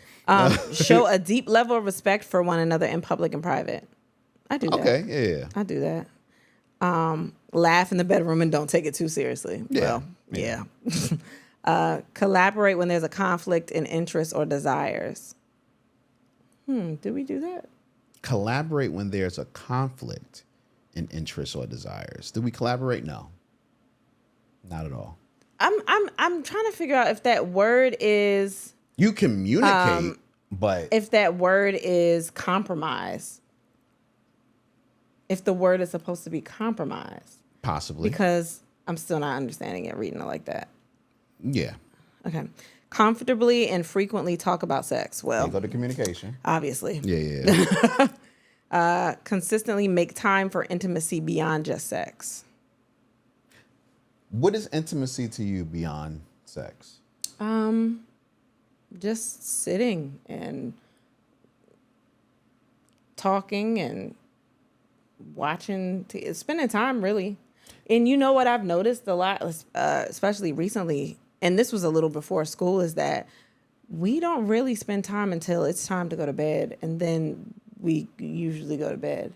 Mm-hmm. Like during the day, we don't really spend that much time. It's not to a point where before when this happened, I was like, pay attention to me. This one is more like we're constantly moving throughout the day. Mm-hmm.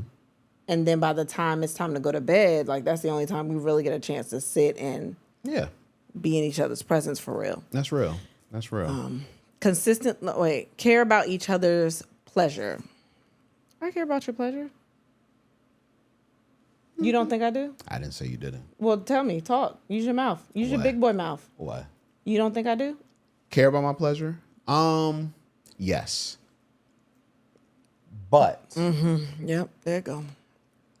I think you don't explore my pleasure.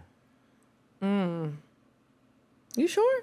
I think that you know what pleases me, but you don't, and I don't know why. You know what I mean? And I'm not like saying this is a bad thing, so to speak. But I don't think that you explore what else might please me. Like there's never I think we have conversations about things, or I've asked you questions like that. okay. Just anything, just fantasies, things that we haven't done that you want to do. Like I've asked you questions like that. Okay. You don't think I've asked you questions like that? No, I'm not saying. Oh yeah, we've had discussions like that. We have a show that is all about that. Yeah. So yeah. So I get that, but I don't know. We are very, like, it's really, we are like on both ends of the spectrum sometimes. Like sometimes we are vanilla as fuck, and other times we are goddamn. You know what I'm saying? And it seems like in between that, there isn't any movement. You know, and I get what you're saying. And I think during, regular days or, whatever, we could explore other things.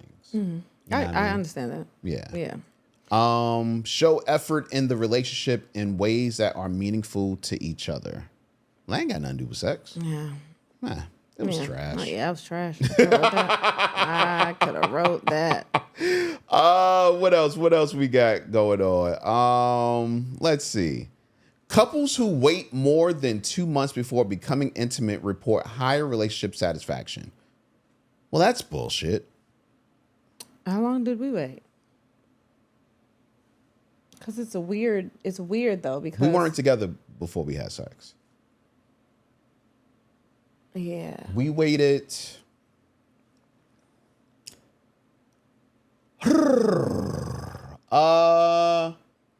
October is when we got back together. So November, December, January. It's more than 2 months. About 2 months. Because October was almost over. It was after homecoming time. So it was probably in November that we got up. And then we started kicking it from November, and then January we fucked. Yeah. So I mean, I guess. maybe they are right. I guess. But I feel like we wasn't. Well, maybe you were waiting. Were you waiting? I don't know. It's probably like that bullshit waiting where it's like hard to get. Like, no, don't touch me. You never did that. No, I think in my mind that's what I was doing. But you never did anything close to that. I'm saying I could have fucked before that probably. Okay. But in my mind I was probably like, nah. Or in your mind you was fucking other people, so. That, you know what I mean? I don't want to overlap or nothing like that. I didn't. But, I mean, whatever. You did overlap. It's fine, baby. It's over. We so happily married now. Come on. It's going on 8 years. Only half corner. of women say they're dating with the true intention of becoming wives. That you put that in there. Interesting to me. I remember there was a time where women would say to me, I'm only courting for marriage. You know what I'm saying? Like, I remember hearing that from all the girls. Like, I'm dating for a reason. So to hear that now, only about half of the women are saying that they dating, for marriage. That's Maybe now. I mean, I could see it. I could understand why. Like, it's a lot of women. I don't know. Sometimes we just want to have fun. Like, there are women that just want to go and have fun. I think it was put on. We're in like a super independent era and stage right now, and it was just put on us that like without a man, like your worth came from being with somebody. Not even just men. Like, I guess men. I don't know. Whatever you like, your worth came from being with somebody. Like, if you were a part of as a woman. If you were a part of a duo or a couple, then it was people looked at you a little different. Well, as a man too, so That's what I I'm get saying. that. So Yeah. maybe now people are just like, no, I mean, I'm gonna do what I want, and if I wanna just go out on a date just to have a little fun, just to fuck a little, I could do that. And I don't think there's anything wrong with that. I don't either. I'm just saying. Yeah, because I'm sure that was you. No, I only did that for a short period. I told you, I've been in relationships. What was your intentions with me when you first met me? And you knew we was going to like kick it. What was your intentions? What were your intentions with me? I think I wanted to be with you. For Because marriage? I think at the time I was like in a space where I wanted to like chill and settle down, I think. Because I had been in a relationship for so long that I thought was going in that direction. So my mind was already there. Got you. Okay. But when I started like, just having a little bit of single time, I was like, okay, did what this you is did, cool. yeah. But like, I think when I told myself, like, if I'm dating, and because I came with a kid, I'm dating to eventually marry, or even though like I said, I think I've said this before, I never really thought about, I just didn't know when marriage would happen for me. I didn't think about that. But when I was at least going to be in a long-term relationship. What would you tell your children? About what? About, like dating and marriage and all that. What would you tell them? Like, how would you guide them? Would you tell them you should date with the thought process of marriage? Would you tell them you should just have fun for a long period of time? Like, what would you? I don't know. How would you try to I guide think it would them? be different conversations for different people. I think for the boys, all of them, it would be, dating and stuff, but like just be open and honest with the person that you're dating. I think that we preach too much open communication for our kids not to carry that along with them. Like, this is me, and this is just my parenting. Like, I would go into my parenting hoping that my kids were respectful, especially my boys, that they were respectful of these women out here, and that they were at least open and honest about what they wanted. What do you call? What do you deem as respectful to a woman? Like, when it comes to a man, what should a man do in order to be deemed respectful? God, this is so a trick. This is a tricky question because I'm not a man. Okay. And then you're gonna get the men that's gonna be like, well, you can't tell a man what to do. Well, you said to your boys, so what? To my boys, just being a woman, like, I don't know, just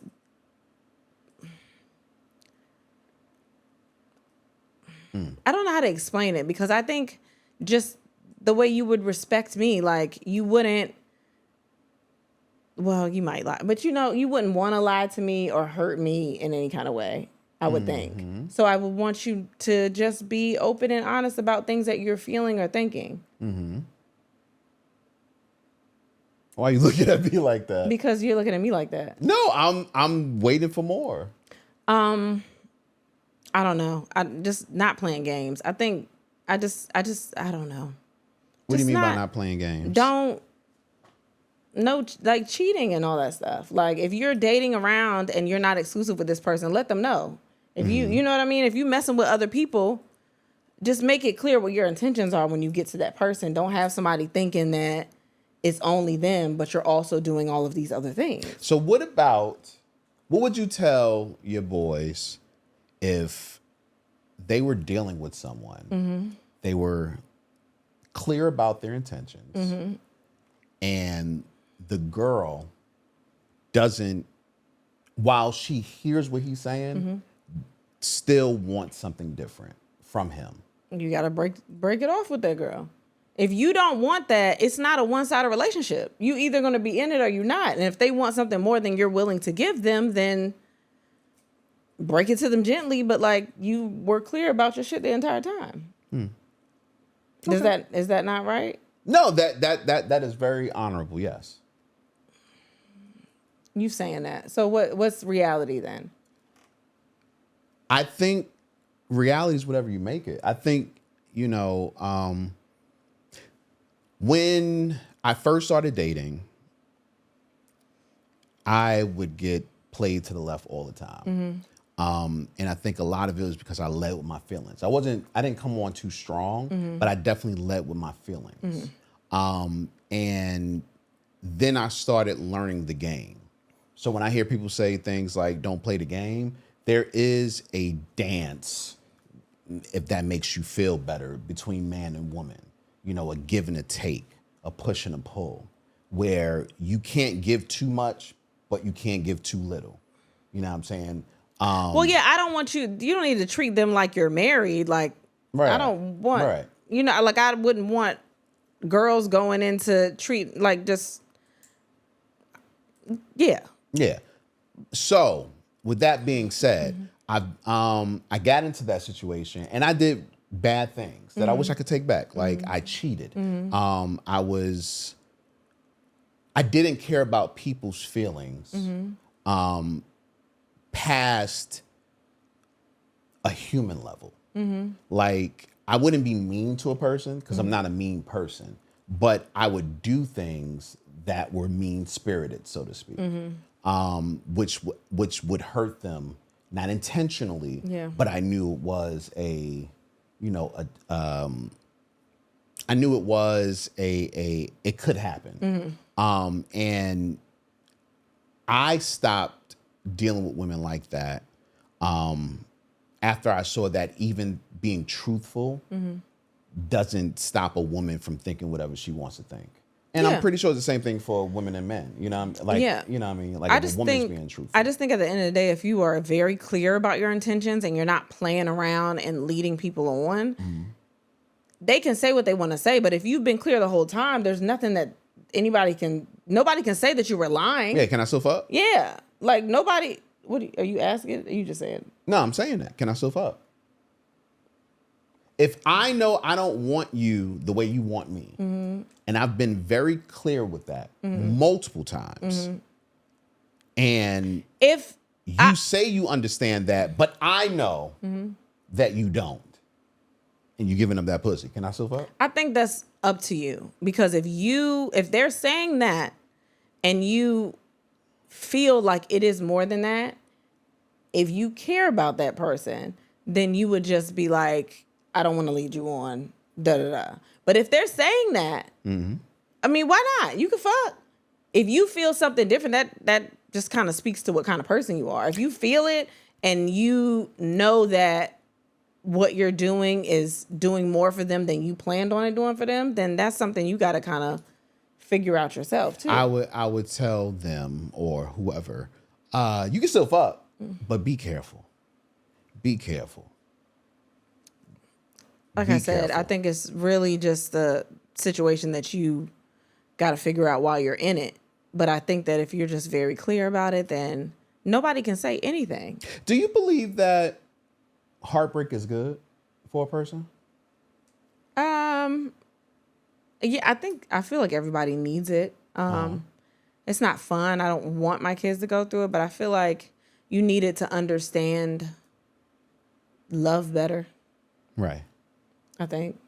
Because you got to figure out how to get out of that. Because what if you never experienced heartbreak and you think that all relationships are just beautiful and perfect and amazing and you'll be with that person forever or whatever else? Like, then when real things start happening, you're not going to be ready for that. Do you think that going through bullshit in relationships is necessary?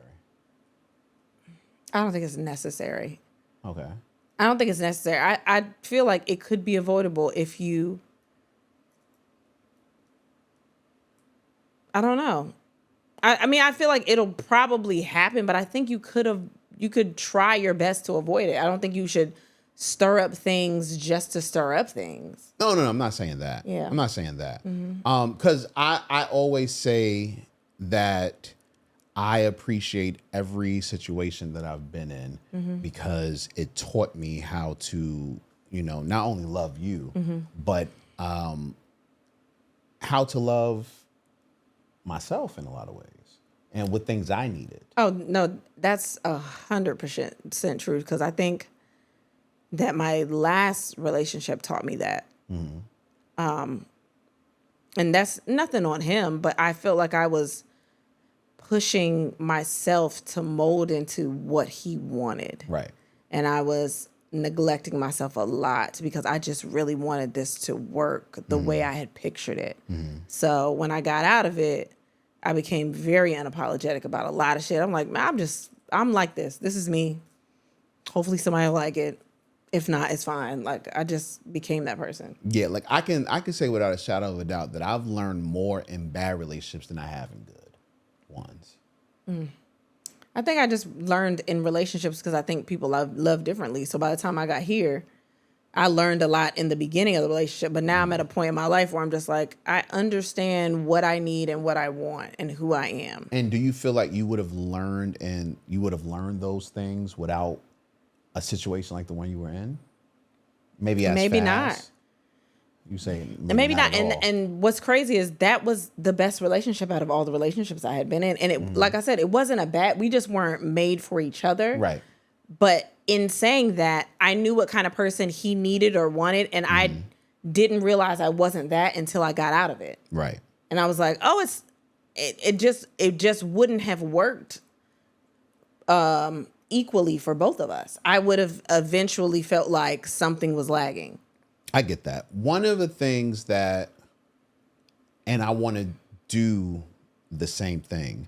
One of the things that my mother, my father too, but it was because he was always looking at my mom's. One thing my mother did with me was she acknowledged who I was in relationships, but she never told me what to do in relationships. That you want shit?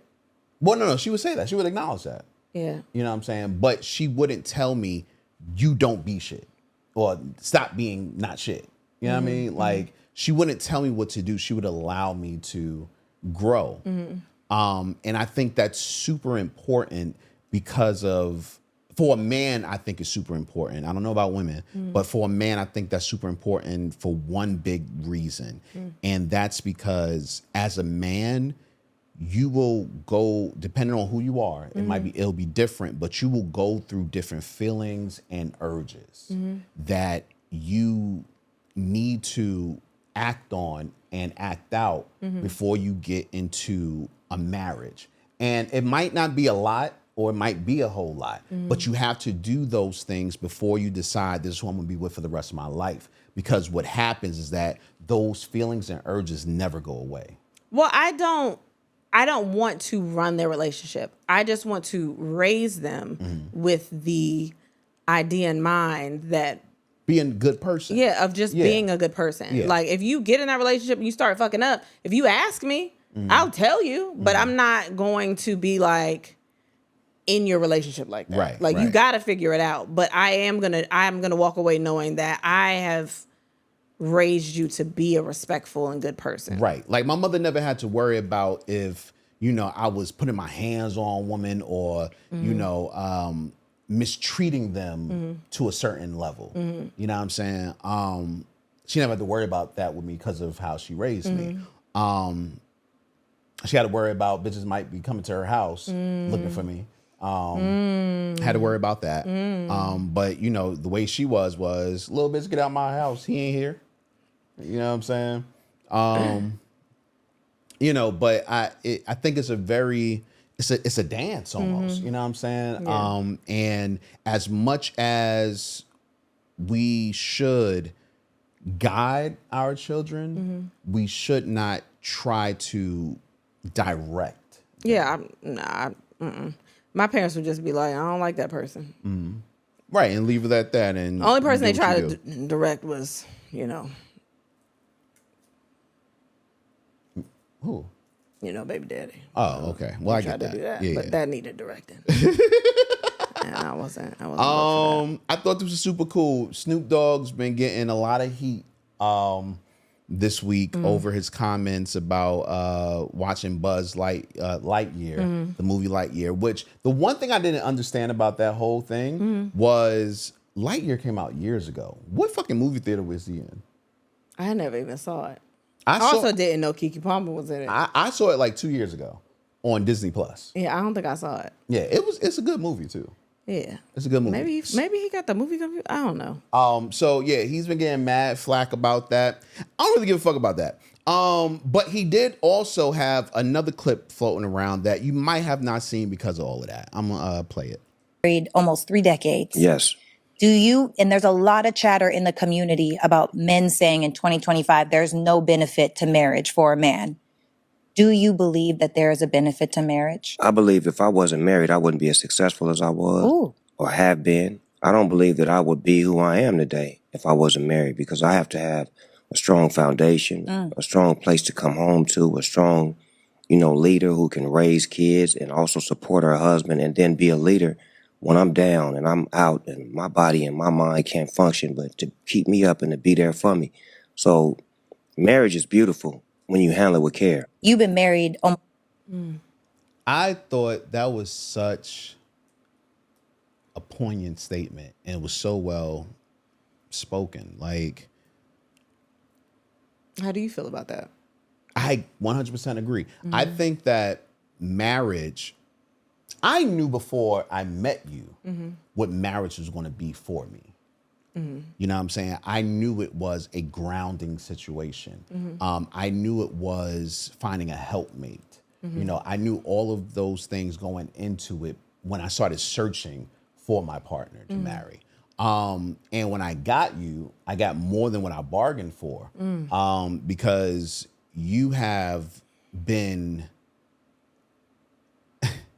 you've been a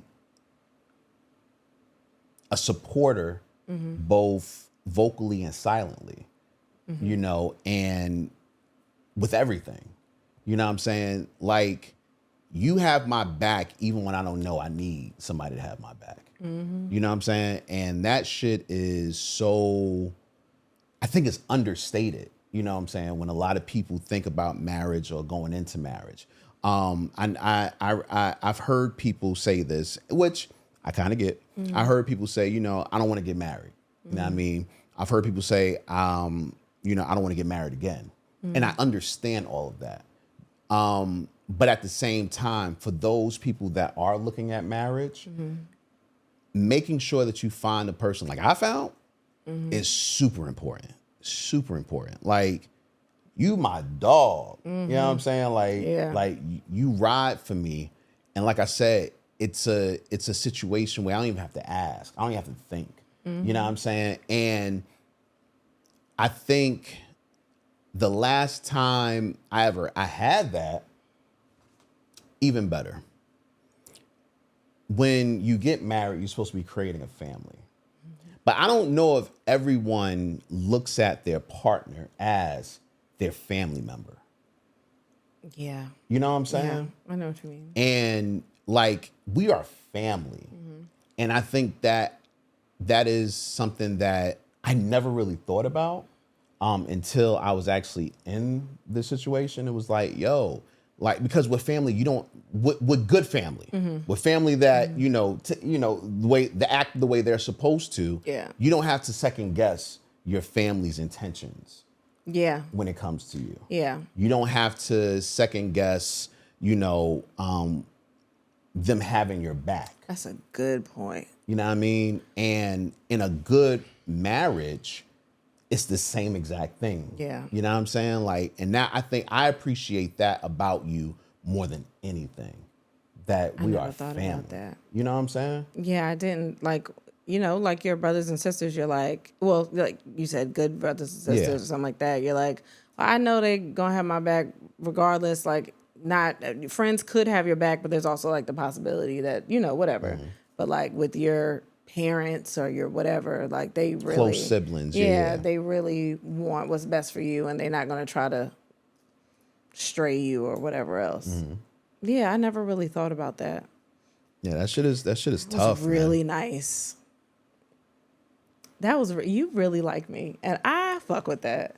No, because I don't know. Well, I mean, we don't talk like this often, but I'm glad that we're on the same page with that, because I literally think about the way we were when we first started. Not when we first started, but like, you know, a few months into the podcast, maybe months or Into a year or something into our marriage.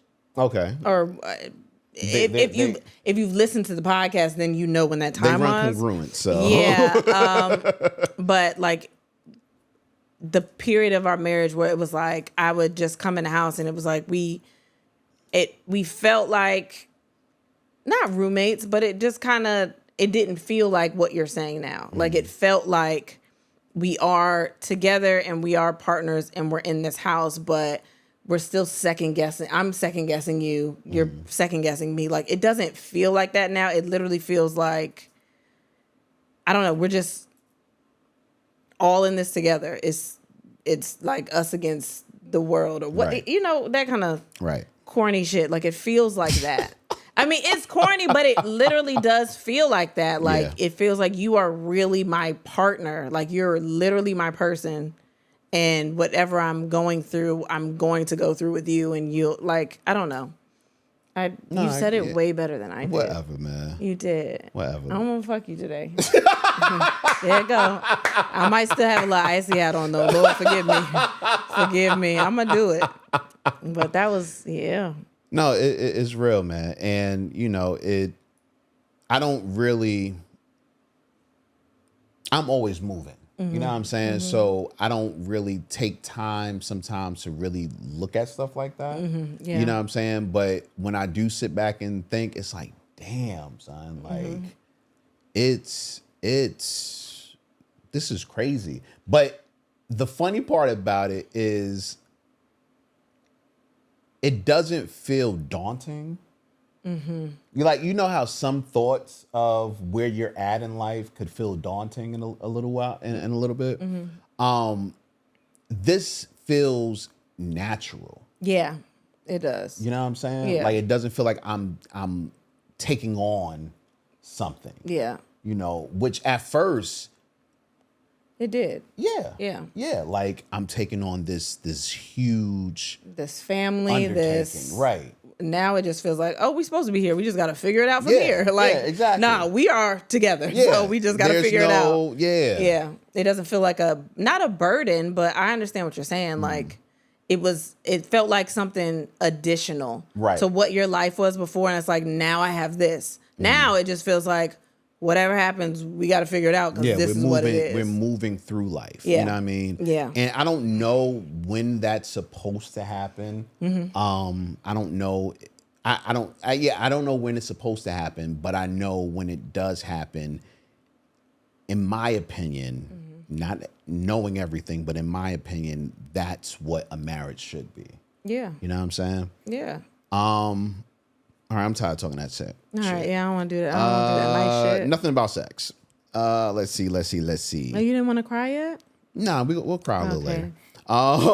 I didn't even see this. You didn't see this? No. Billboard ranked the top R&B hip hop albums of the 21st century. So is it R&B and hip hop? It's R&B and hip hop. Wait, they put them all in one list? Yeah.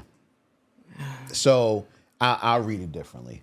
Billboard ranked the top nigga music. Yeah, I was of the about to 21st say, century. yeah. Black music. Oh my God. Wait a minute, what? Yeah, exactly. Where do you want? Do you? I hate this. Hate this. I'm not fucking doing. list I'm not doing so this at all. much. I'm not doing this. When does the 21st century start? Is it 20? When does it start? When did it start? I just want to know what 2000. year. 2000? Yes. Okay. You're right. My bad. I'm already looking at the top 10 and they can go to hell, but we'll try. I don't, we'll go to like 20 or Go something. to 20? All right. At 20, This is fucking stupid. it's terrible. Who did this? They put Astro World in front of Confessions. That's all I need to know. They have Confessions at 19.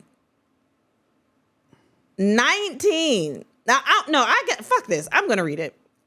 20 is After Hours by The Weeknd. Okay.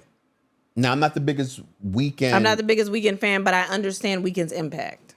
Yes, but while I understand Weeknd's impact, I don't know if he belongs on an R&B hip hop album. I think he's pop. Right. Yeah. 19 Confessions.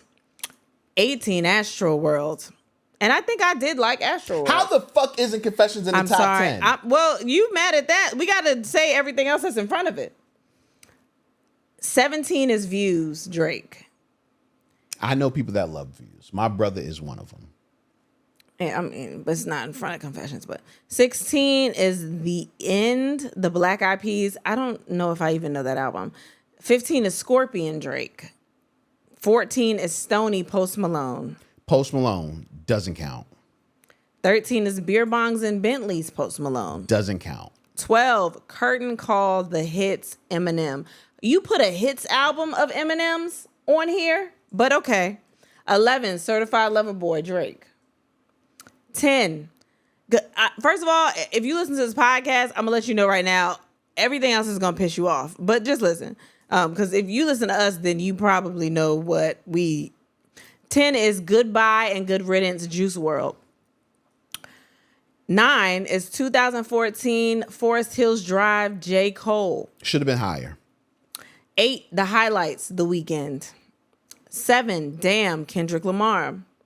6, Shoot for the Stars, Aim for the Moon, Pop Smoke. Great album, shouldn't be this high. 5, Hollywood's Bleeding, Post Malone. Shouldn't be there. It shouldn't be there. 4, SOS, SZA. I'm with it. I don't think it should be. Maybe not that high, but I'm 3, with it. Take Care, Drake. I'm with it. 2, Good Kid, Mad City. Maybe not that high, but... Good Kid, Mad City. Maybe. 1, My Turn, Lil Baby. The fuck?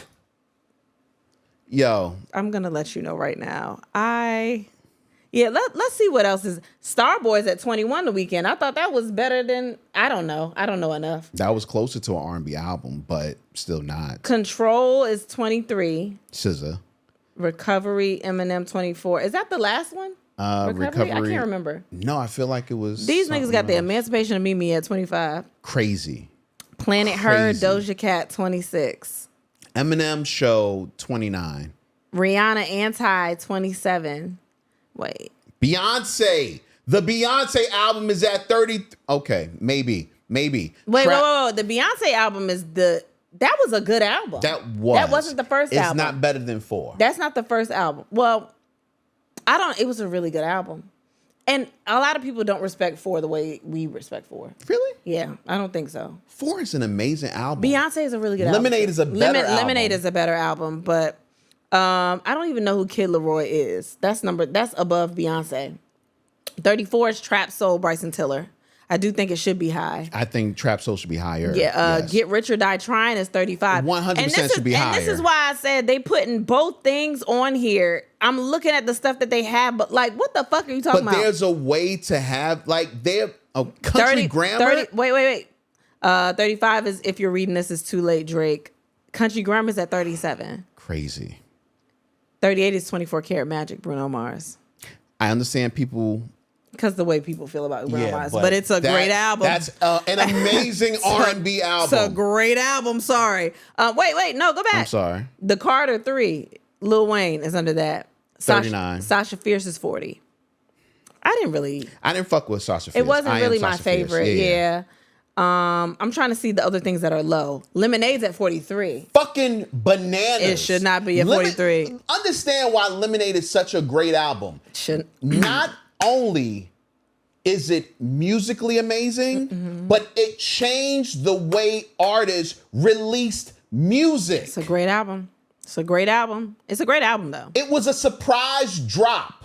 that no one knew about. And before then, no one was doing that shit. She changed literally for 2 years after Lemonade Everybody was dropped. surprise dropping. Everybody did. Now people still do it occasionally, but it's not as big of a thing as when she did it. Yeah. Like the visuals that went towards it, the storytelling. Lemonade is a classic. It dropped, and we were on it when it dropped too. I remember when it happened, and we woke up and it was like Beyonce released the album. It was like, nigga, what? No, I was up and I heard it, and I said, oh, actually, I think I was up. And then I think maybe Nicole texted me or something, and her and Beyonce's birthday right there. And I was like, bitch, you playing. And I looked, I said, oh, she really did. Yes. Songs in A minors at 44. You know, I love that album. That's a great album. They got that's the Marshall Mathers LP 2. I know it was a part Was two, that the so. new? I don't know. Pink Friday, Good Girl Gone By. Oh, hold on. Love in the Future's at 48. So Get Lifted is not even on there. And Love in the Future is a good album. John Legend. That's I know, a good but album. I just keep going. They got B-Day at 50. It was maybe. There was more than 50? Okay. There's more. Keep on, because I'm just looking to see the ones that are low. Graduation, Kanye West. Is that 53? Are you fucking serious? Yo. See, and this is another one that's gonna piss me off because they add in stuff that I didn't. Future Sex Love Sounds. Oh no, not that one. No, that one's not the one that I wanted up there. T.I. Paper Trails at 58. Wild. The Evolution of Robin Thicke is at 59. A very good album. I understand why it's there, but that's a great album. Yeah. Very good. I don't know about great. It has good. great songs up there, but it's a very good album. Here you go. 62 is TP2.com. TP2. Okay, stop. That shit was hard. Jamie Foxx Intuition is at 64.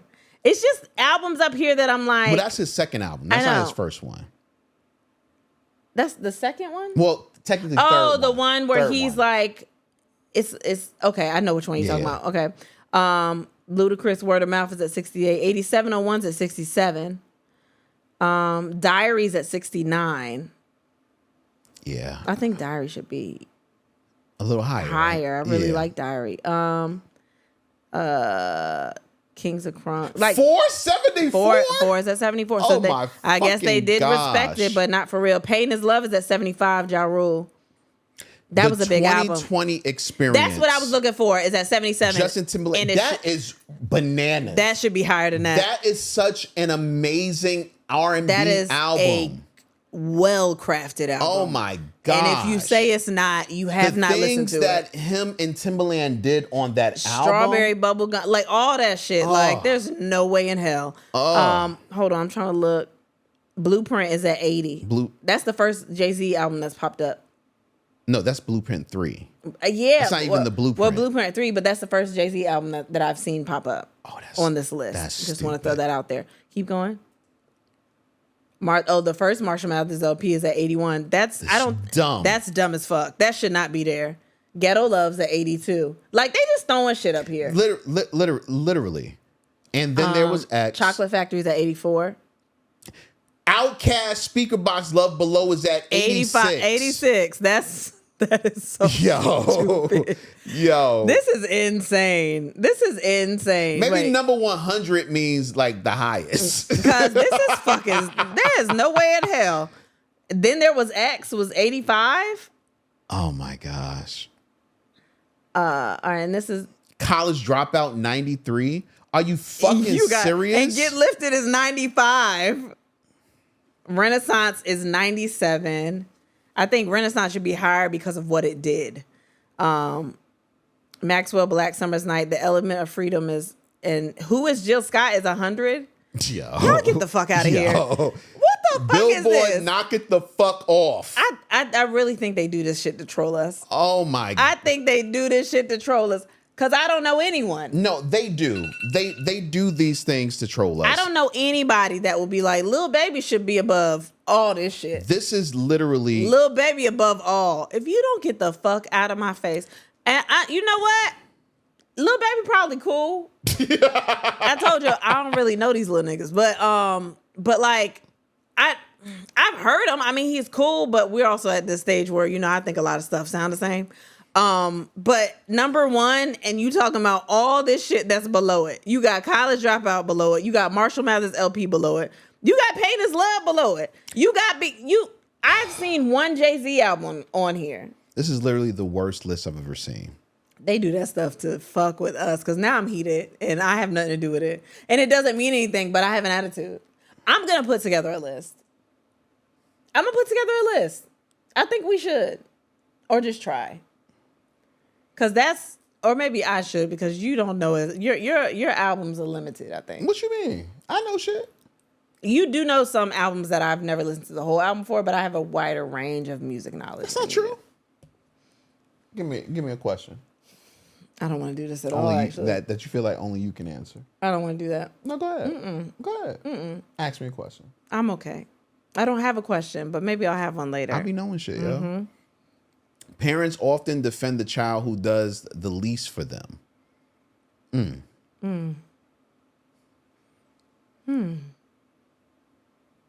Do I? I mean, none of them kids do shit for us yet, so. I was about to say, I don't really. I don't think so. I don't think that's Next right. topic. Yeah. Southwest Airlines will begin requiring plus-size passengers to purchase 2 seats in 2026. How do you feel about that? I think that's kind of fucked up. Hold on. Using under the new. Go ahead. Okay, you got to read to the class. I am, but I can't. You got to scroll up. Where are you at? The second paragraph. Okay. Under the new rules, plus-size passengers will be required to purchase 2 seats when flying. However, the airline has outlined conditions under which these travelers may request a refund for the second seat. To qualify for reimbursement, these conditions must be met. The refund request must be submitted within 90 days of travel. The flight must have departed with at least 1 open seat or included passengers traveling on space available passes. Both seats must be purchased in the same fare class. Yeah, like, Okay. How do you feel about this? I don't know. I'm trying to figure out the refund request thing. What do you mean? You get a refund if there's an extra seat open. You get and if there's an extra seat open, you bought your 2 seats in the same class and you did it within 90 days. That is so much money. It is. That is so much fucking money. And sometimes people can't drive to places. They have to get to other places by plane. You're right. I think it's kind of crazy. I think that's fucking crazy. And I think if that is the requirement, at least put some kind of discount on it. If you're buying 2 full price seats on a plane, that's insane. Now, I'm okay with that. The last thing you said, I agree. There should be some type of like buy one get one free, get one half price. Yes. You know what I'm saying? Like I'm. And then what is what weight are you talking about? Because they're not clear about that. Very true. It true. just says plus size. So what does plus size mean? Yeah. Yeah. Like you're not being clear. And also, if I'm like, do I have to put my weight in there when I buy my ticket for them to determine if you're buying 2 pieces? The only reason I don't think so. Well, and also weight is distributed differently among people. That's why I was saying that's the only reason I don't see that being the case. So what happens? You get on. Okay, let's just be real. You know if you take up more than 1 seat. You know if your body is going on to another seat. You know that. But that's not. That's not what? That's not what I'm like. Forget all that. If I'm purchasing these seats, how do I know to purchase 2? You know. And also, unless it's your first time flying and you've never flown, if you've never flown an airline before, you know when your body is impeding on someone else. That has nothing to do with what I've sat near people before and their body was coming on my side. Not like an arm or something like that. Like their body was coming on my side. But that's not what I'm asking. I'm asking, forget all of that. When you go in to buy these tickets, how do you know if you need to buy two tickets or not? I feel like you would know. I don't think so. And some people might just be like, well, I'm not buying 2 tickets because I don't want to pay for 2 tickets. Like, how do you know? When you get there, they're gonna let you know. But that's what I'm saying. The same way they put your suitcase in the joint for your carry-on, they're gonna put you in a box for you. But also even with that, like, what if you don't think that is you, and you buy one and you're in line? I just told you what they're gonna do. They're gonna put you in a box like they put your carry-on, and if your carry-on is above a certain size, you got to check it. If your body is beyond a certain size, you got to get another seat. I just think this shit is crazy. I think it's crazy because, like I said, they don't specify what plus size is. Because if they specify, then it's a problem. It's a problem now. You're asking me to pay 2 full price tickets for a seat. So I think it's rude. It's rude as fuck, and that's. But I don't think. I think it's rude, but at the same time, I don't necessarily feel like it's wrong. It's rude as fuck, but again, like, how do you know? Like, they could just make up some shit and determine, be like, yeah, you one of them, and you don't know that. Just looking at you and being like, yeah, it's you. You got to pay 2 tickets, and then when you buy the tickets ahead of time, like, how do you do that? You buy the tickets ahead of time, like, how do you even do that? Or if you're on Priceline or something like that, like, how do you know to do that? And sometimes they don't even You gotta buy. Well, Southwest, no, because Southwest is about to go to, or I don't know if they start already, but I think they're about to do assigned seating, right? Yeah. So, like, how do you know that? You have to book on the airline. That's just, it just seems like a lot, Buy and 2 especially seats like next to each other. it just. But what if they're not 2 seats available next to each other? I think that limits a lot of people that need to fly somewhere. Like, if the flights are filling up, and we know this from experience, flights filling up, you can't get 2 seats beside each other. Like, I understand what you're saying, and I'm not saying that your sentiment is wrong, but just take away you thinking about other people. Just think about yourself. Mm-hmm. Have you ever sat near somebody that was like really plus sized? Honestly, for a long flight. Honestly, I don't know. I have. That shit is not fun. It's not fun because not only do you feel uncomfortable because you can't move around, but then you feel almost bad because you want to move them and you can't. But also, or you can't tell them to move over because they can't. But baby, like I said, I'm just thinking about, I'm not even talking about people's feelings. I'm literally just thinking about the logistics of it. You are. How was a logistical nightmare? You are considered to be plus size. Yes. What if they looked at you and said, you need 2 seats because you're plus size? Well, you know what I'm going to say. And you put me in the box. But I know that. But I'm saying, like, you yourself, you are like, no, I can fit in 1 seat. I'm fine.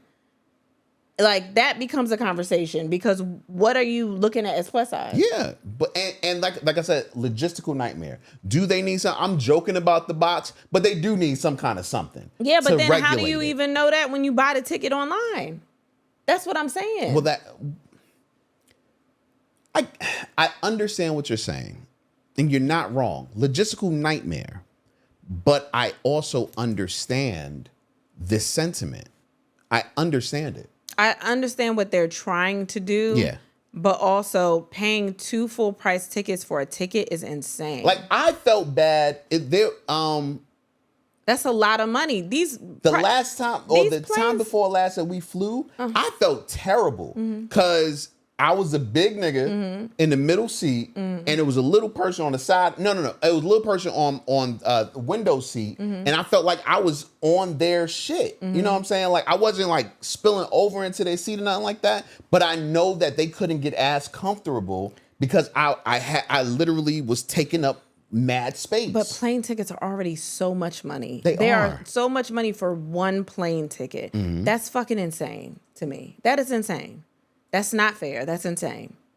And honestly, but if you're taking up 2 seats and I'm taking up 1 seat, or if that is the concern, maybe they can put in seats that are a little bit wider. Like, not being funny, you know how you do shoes and you can get a regular shoe or you can get a wide shoe? They have those. What, the seats? First class. I'm not talking about first class. I'm talking about just other seats too. They could still be the same number of seats, and maybe some of them are a little bit bigger. I don't know, but buying 2 whole prices, paying 2 full price tickets, like, that's crazy. That's crazy. That's crazy, especially if it's an emergency or something like that. Like, you don't know what it is. I get that. It's Let me just ask you a like, question, though. If the tickets were $1 a piece, if all plane tickets were $1 a piece, and somebody said you have to pay $2, would you feel the same way? maybe not. Maybe not. I think my main issue is it's rude as fuck, but it's also just not practical, and I think that's unfair for people. Okay. Like, I don't know. I don't think that's fair at all.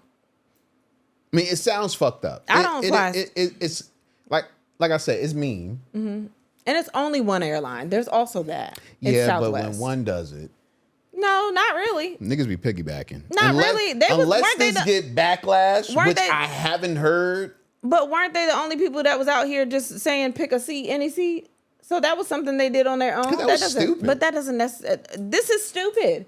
That doesn't necessarily mean everybody's going to follow it. So again, it's one airline. I mean, airlines have been floating this idea for a long time. Southwest is just the first one to actually say we're implementing this shit. Okay, but that's why I'm saying I could see this happening on more than one airline. Other airlines might be also looking at it like that just does not make sense. Like I said, airlines have been floating this idea for years. Not just Southwest, like other airlines have. Okay, and they haven't done it yet, I'm saying. Right. So when you find one person to do it, usually. But you don't know how that's going to affect them in the end. And they go, yeah, this is an experiment, of course. But if it ends up working out, hell yeah, the airlines are all about their bottom line anyway. I just don't think it's going to work out. I really don't. That is expensive as fuck. That's not fair at all. You know why the airlines really don't care? Mm-hmm. Because if you as a bigger person feel like you don't want to fly now, that seat's just available for somebody else to buy. Like, so airlines don't give a fuck because either you buy 2 seats or I'll just get 2 people to buy 1 seat. It doesn't matter. I'm still getting my money. Yeah, but it's also unfair that you don't want to fly, but you have to get somewhere. There's somewhere you have to get that you cannot drive in. I get that. So I get that. I completely get it. I completely get it. Studies say we remember insults for up to 20 years, but forget compliments in just 30 days. I believe that. I put that in there though, because I want to know what's an insult that like really affected you that you still hold on to this day.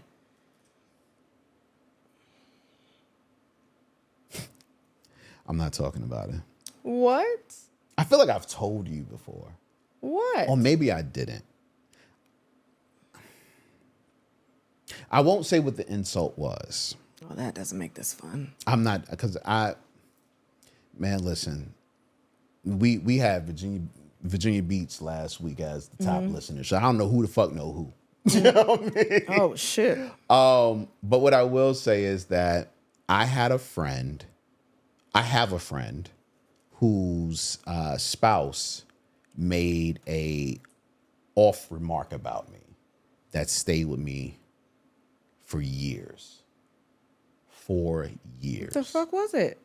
I've told you about it, but I'll tell you off air. But it stayed with me for years because for me, it attacked my my identity. Not like sexual identity, but it attacked my identity. You know how there's certain things about you that you just feel is who you are. It makes up who you are. It was one of those things. Yeah, I don't know what that is at all. And it truly affected me for a long time. A long time. Mine was simple.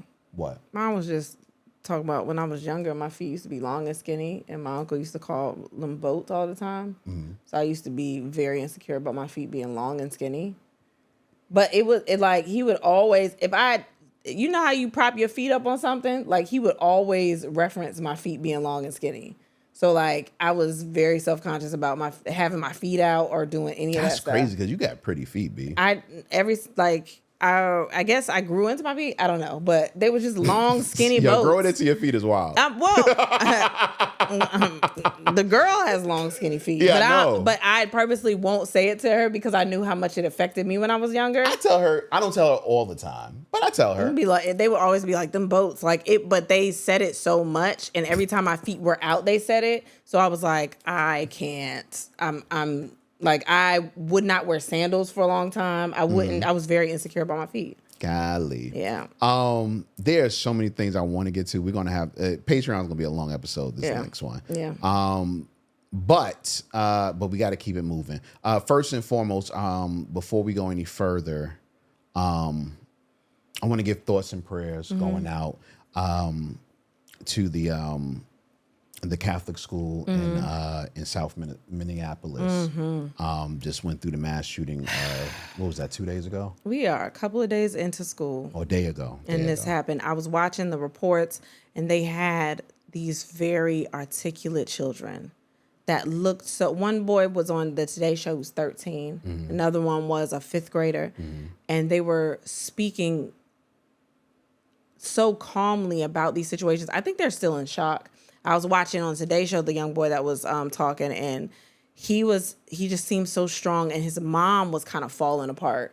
And then when she started crying, when she was talking, he was rubbing her back and stuff. And I'm watching Craig interview them, and like he's falling apart as he's talking to the mom, and the son is like trying to comfort her. Yeah. Like is it Craig, right? Yeah. He can barely get like his words out. And I'm just looking at it like, oh my God, I'm about to lose it. And then there was this one boy, this little redhead boy that they interviewed. He was a 5th grader.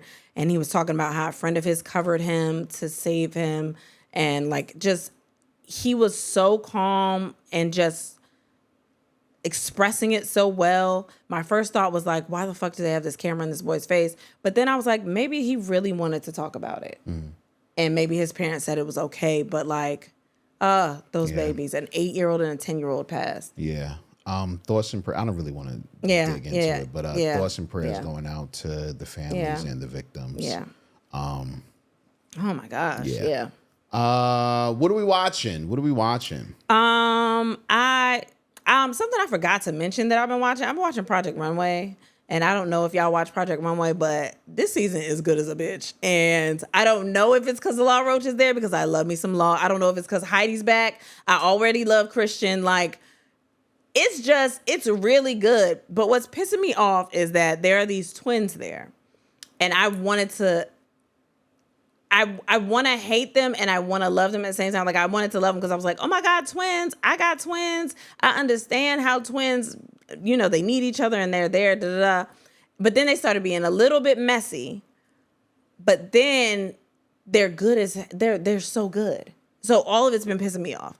And it's like the drama is good and like everybody's it's really, really good. So I've been watching that. And then I watched the Love Island reunion, which was long, but what I gathered from it, and I didn't even write notes, so I'm just trying to go off the top of the dome. I'm going to forget some stuff. What I gathered in summary is that Austin is just a weirdo, and I'm just, whatever, he's a weirdo. I got that. I feel like with the guys and everybody, it's just been a lot of miscommunication. It seems like there's a lot of drama and all that stuff with the guys. Actually, I'm gonna probably continue this review on Patreon because I think I have a lot to say now that I'm like going through it. So I'm gonna continue that on Patreon. I've also been watching. I thought I watched something else too. We watched Hitmakers. Yes, I think we talked about that. No, we never talked about it.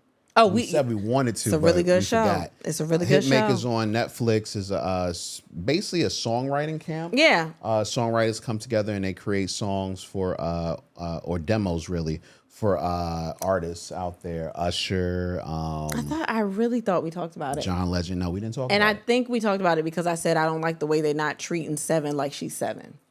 No, we were saying that. Oh, yeah. Sorry. But it's a absolutely great show, whether you're into music or you're not. It's a really good show. The one thing I liked about it more than everything was nobody got kicked off. Oh yeah, it was just like you can leave because it's a real writing camp. I think. Yeah. Like and they try to infuse drama, but it won't really no real drama. It was like writing drama. Yeah. You know what I mean? But it's a really good show. We watched the first episode of the Magic City documentary. Yeah. Which was a really good first episode.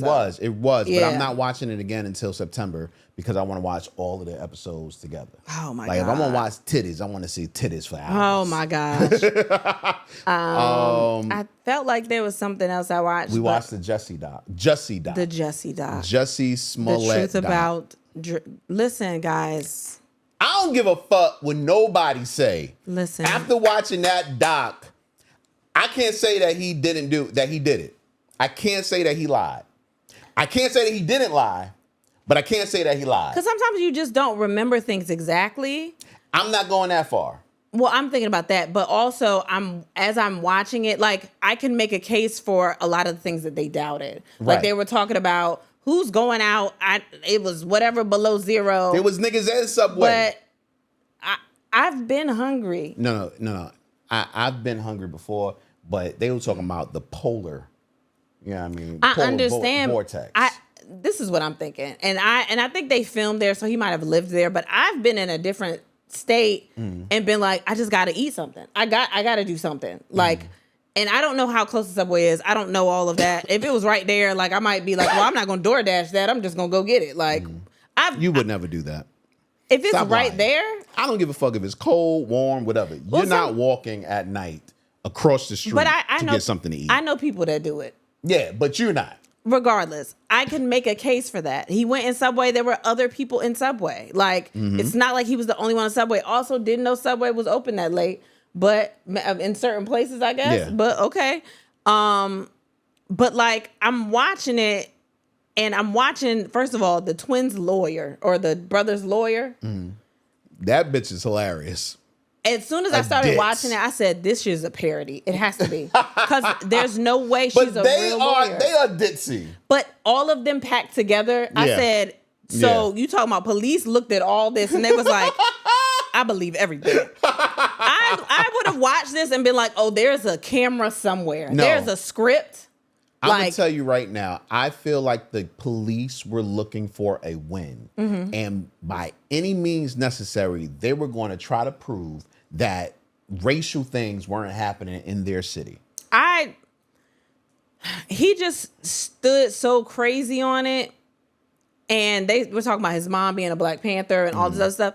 It kind of, to me, made sense of the way that he attacked this after it happened to him. Like when he put his fist up and he could just be dramatic, but maybe he really feels those things. If he's telling the truth, nothing about what he's doing or did seems off. Even the news thing. I know everybody was talking about the news thing.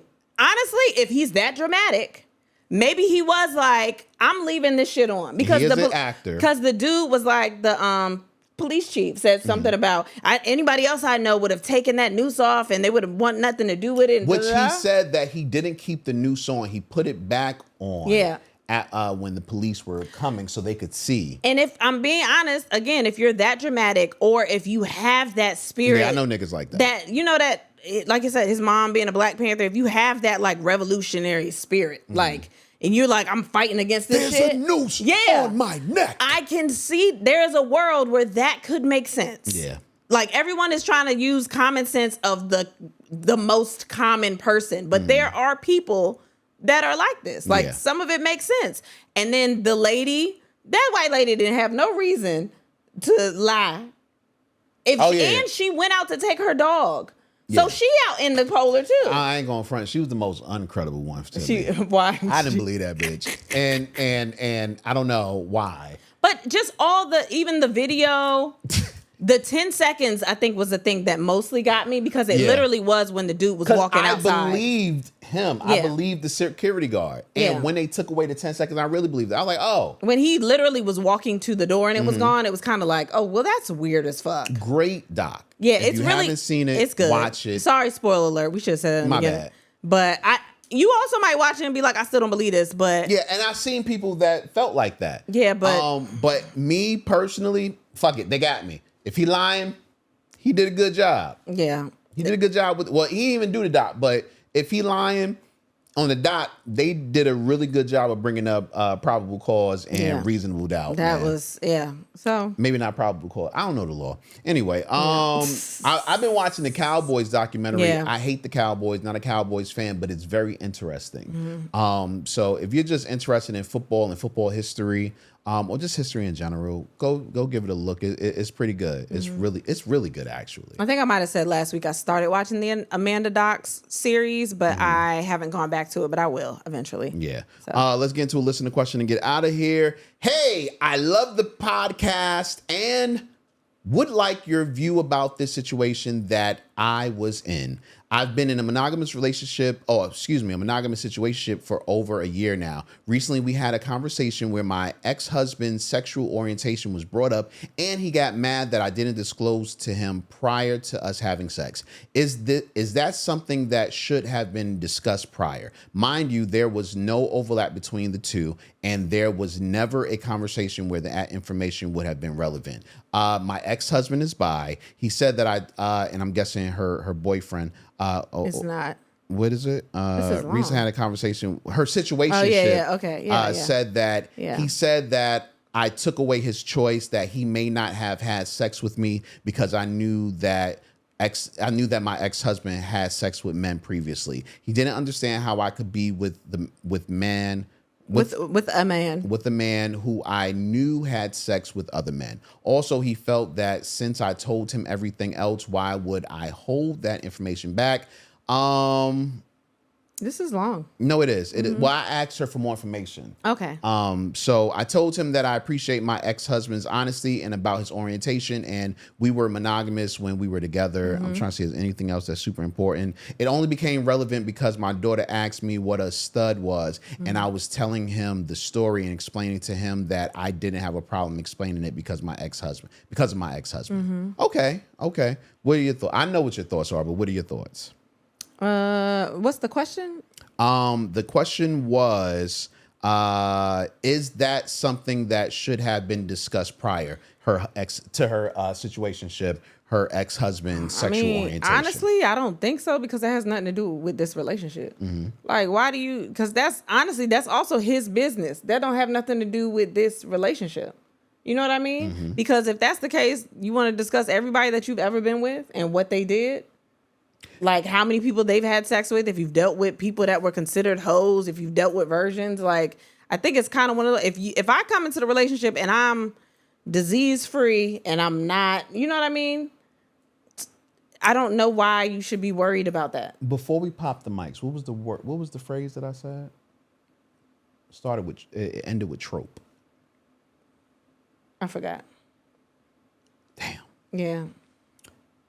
I think it was homosexual trope. I don't know. This is your word. I have no idea what that even means. Anyway, I feel that, like you weren't wrong for not disclosing your ex-husband's business because that's your ex-husband's business and your business, not his. Yeah. Especially with a situationship. Like, what the fuck are you Now doing? they've been together for over a year now. So the reason that why y'all are still a situationship, I'm more interested in.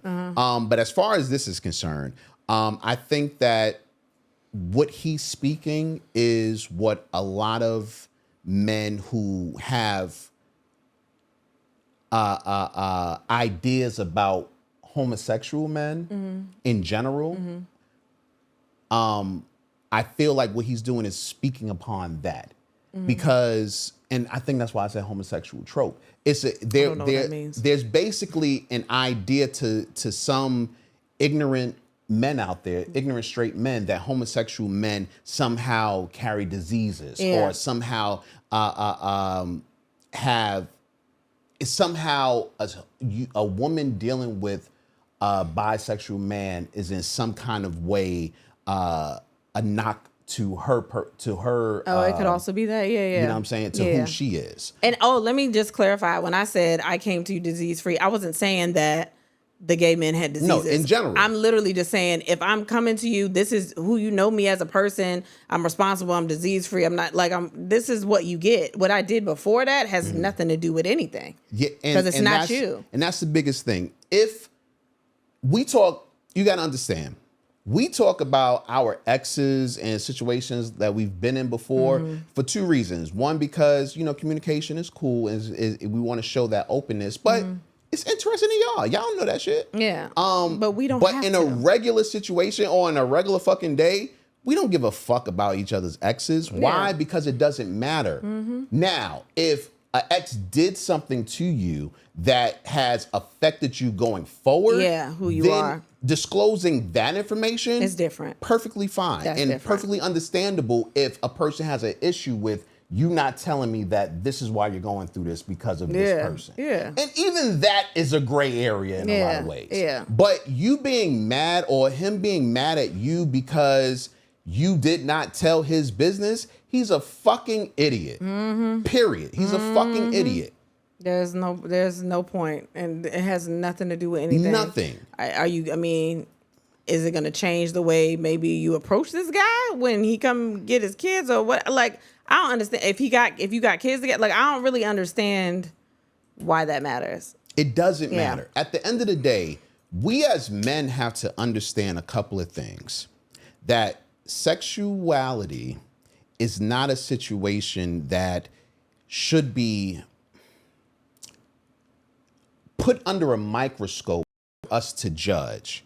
Because at the end of the day, a person's sexuality is their business. It's literally just when they fucking. It has nothing to do with who Anything they else. are as Anything it's else. It's literally the only thing. And if you're not in the room, why the fuck do you care what they doing in the room? I don't understand. And once again, if you say, well, she's, she affected my health, this, that, and the third. Did she, Motherfucker, though? she's not. Did she though? Because she could have fucked a dude that don't fuck with dudes and still could have got something. Yeah, she could have done anything and got something. That ain't got nothing to do with anything.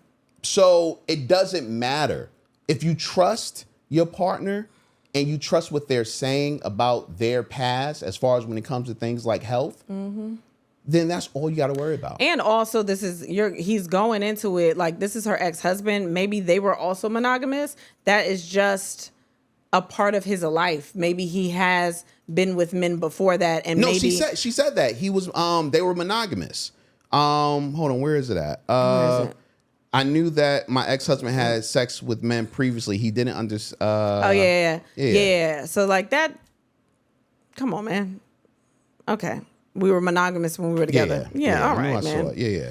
So tell a shit. nigga, chill out. Kidda shit. It ain't that serious. Yeah. And if he really has a problem, then he has a problem with himself. Yeah. Now, I'm not one of those people to say that just because you got a problem with that means that you're trying to hide something. I'm not that person. I don't believe in that. But I do believe that if you do have a problem with it, then you're uneducated in some kind of way. And he just needs a little bit more education. Yeah, that's fine. That's all. So. But like I said, I want to know why y'all still in the situationship after a year. What's the deal? Hit us back with that information. Okay. Like I said, the Patreon is going to have way more because there was so many topics that we couldn't hit today. Yeah. But shit happens, man. Boston this Saturday. If you haven't gotten your ticket and you're interested in coming, get your tickets. We're going to have some fun out there. The discount code is OOPS25. Oops, 25 for 25% off. So also, like we said, we are in other cities. There will be more cities being announced next week that have been already booked. We're literally just waiting for the tickets to be on sale because we don't want to tell y'all about a show that you can't purchase immediately. So because then you're going to forget. Right. So as soon as, we're not going to let you forget, but as soon as those tickets become available, we will let you guys know. And we're going to have fun this last year or this year. The end of this year. There we go. Any last things you want to say? Did you want to cry? Just get the tickets. No, baby. You don't want to cry? I don't want to cry. Okay. We're going to cry on Patreon, though. Okay. That's the first thing we're doing is crying on Patreon. If you're not a member of Patreon. The first thing we're doing is crying on Patreon. That's crazy. Wild, right? Yeah, that's crazy. That's crazy. If you're not a member of Patreon, it's a couple of dollars. Just go ahead. Help us help you with more content. Yeah, that's how we do this every week because you guys on Patreon support us. You know what I mean? Yeah. So, no, you already say you ain't got no last word. Yeah, I'm starving. I'm That's sorry. fine. With that being said, and then we had Sex and Social Jew. Thanks for listening. Bye.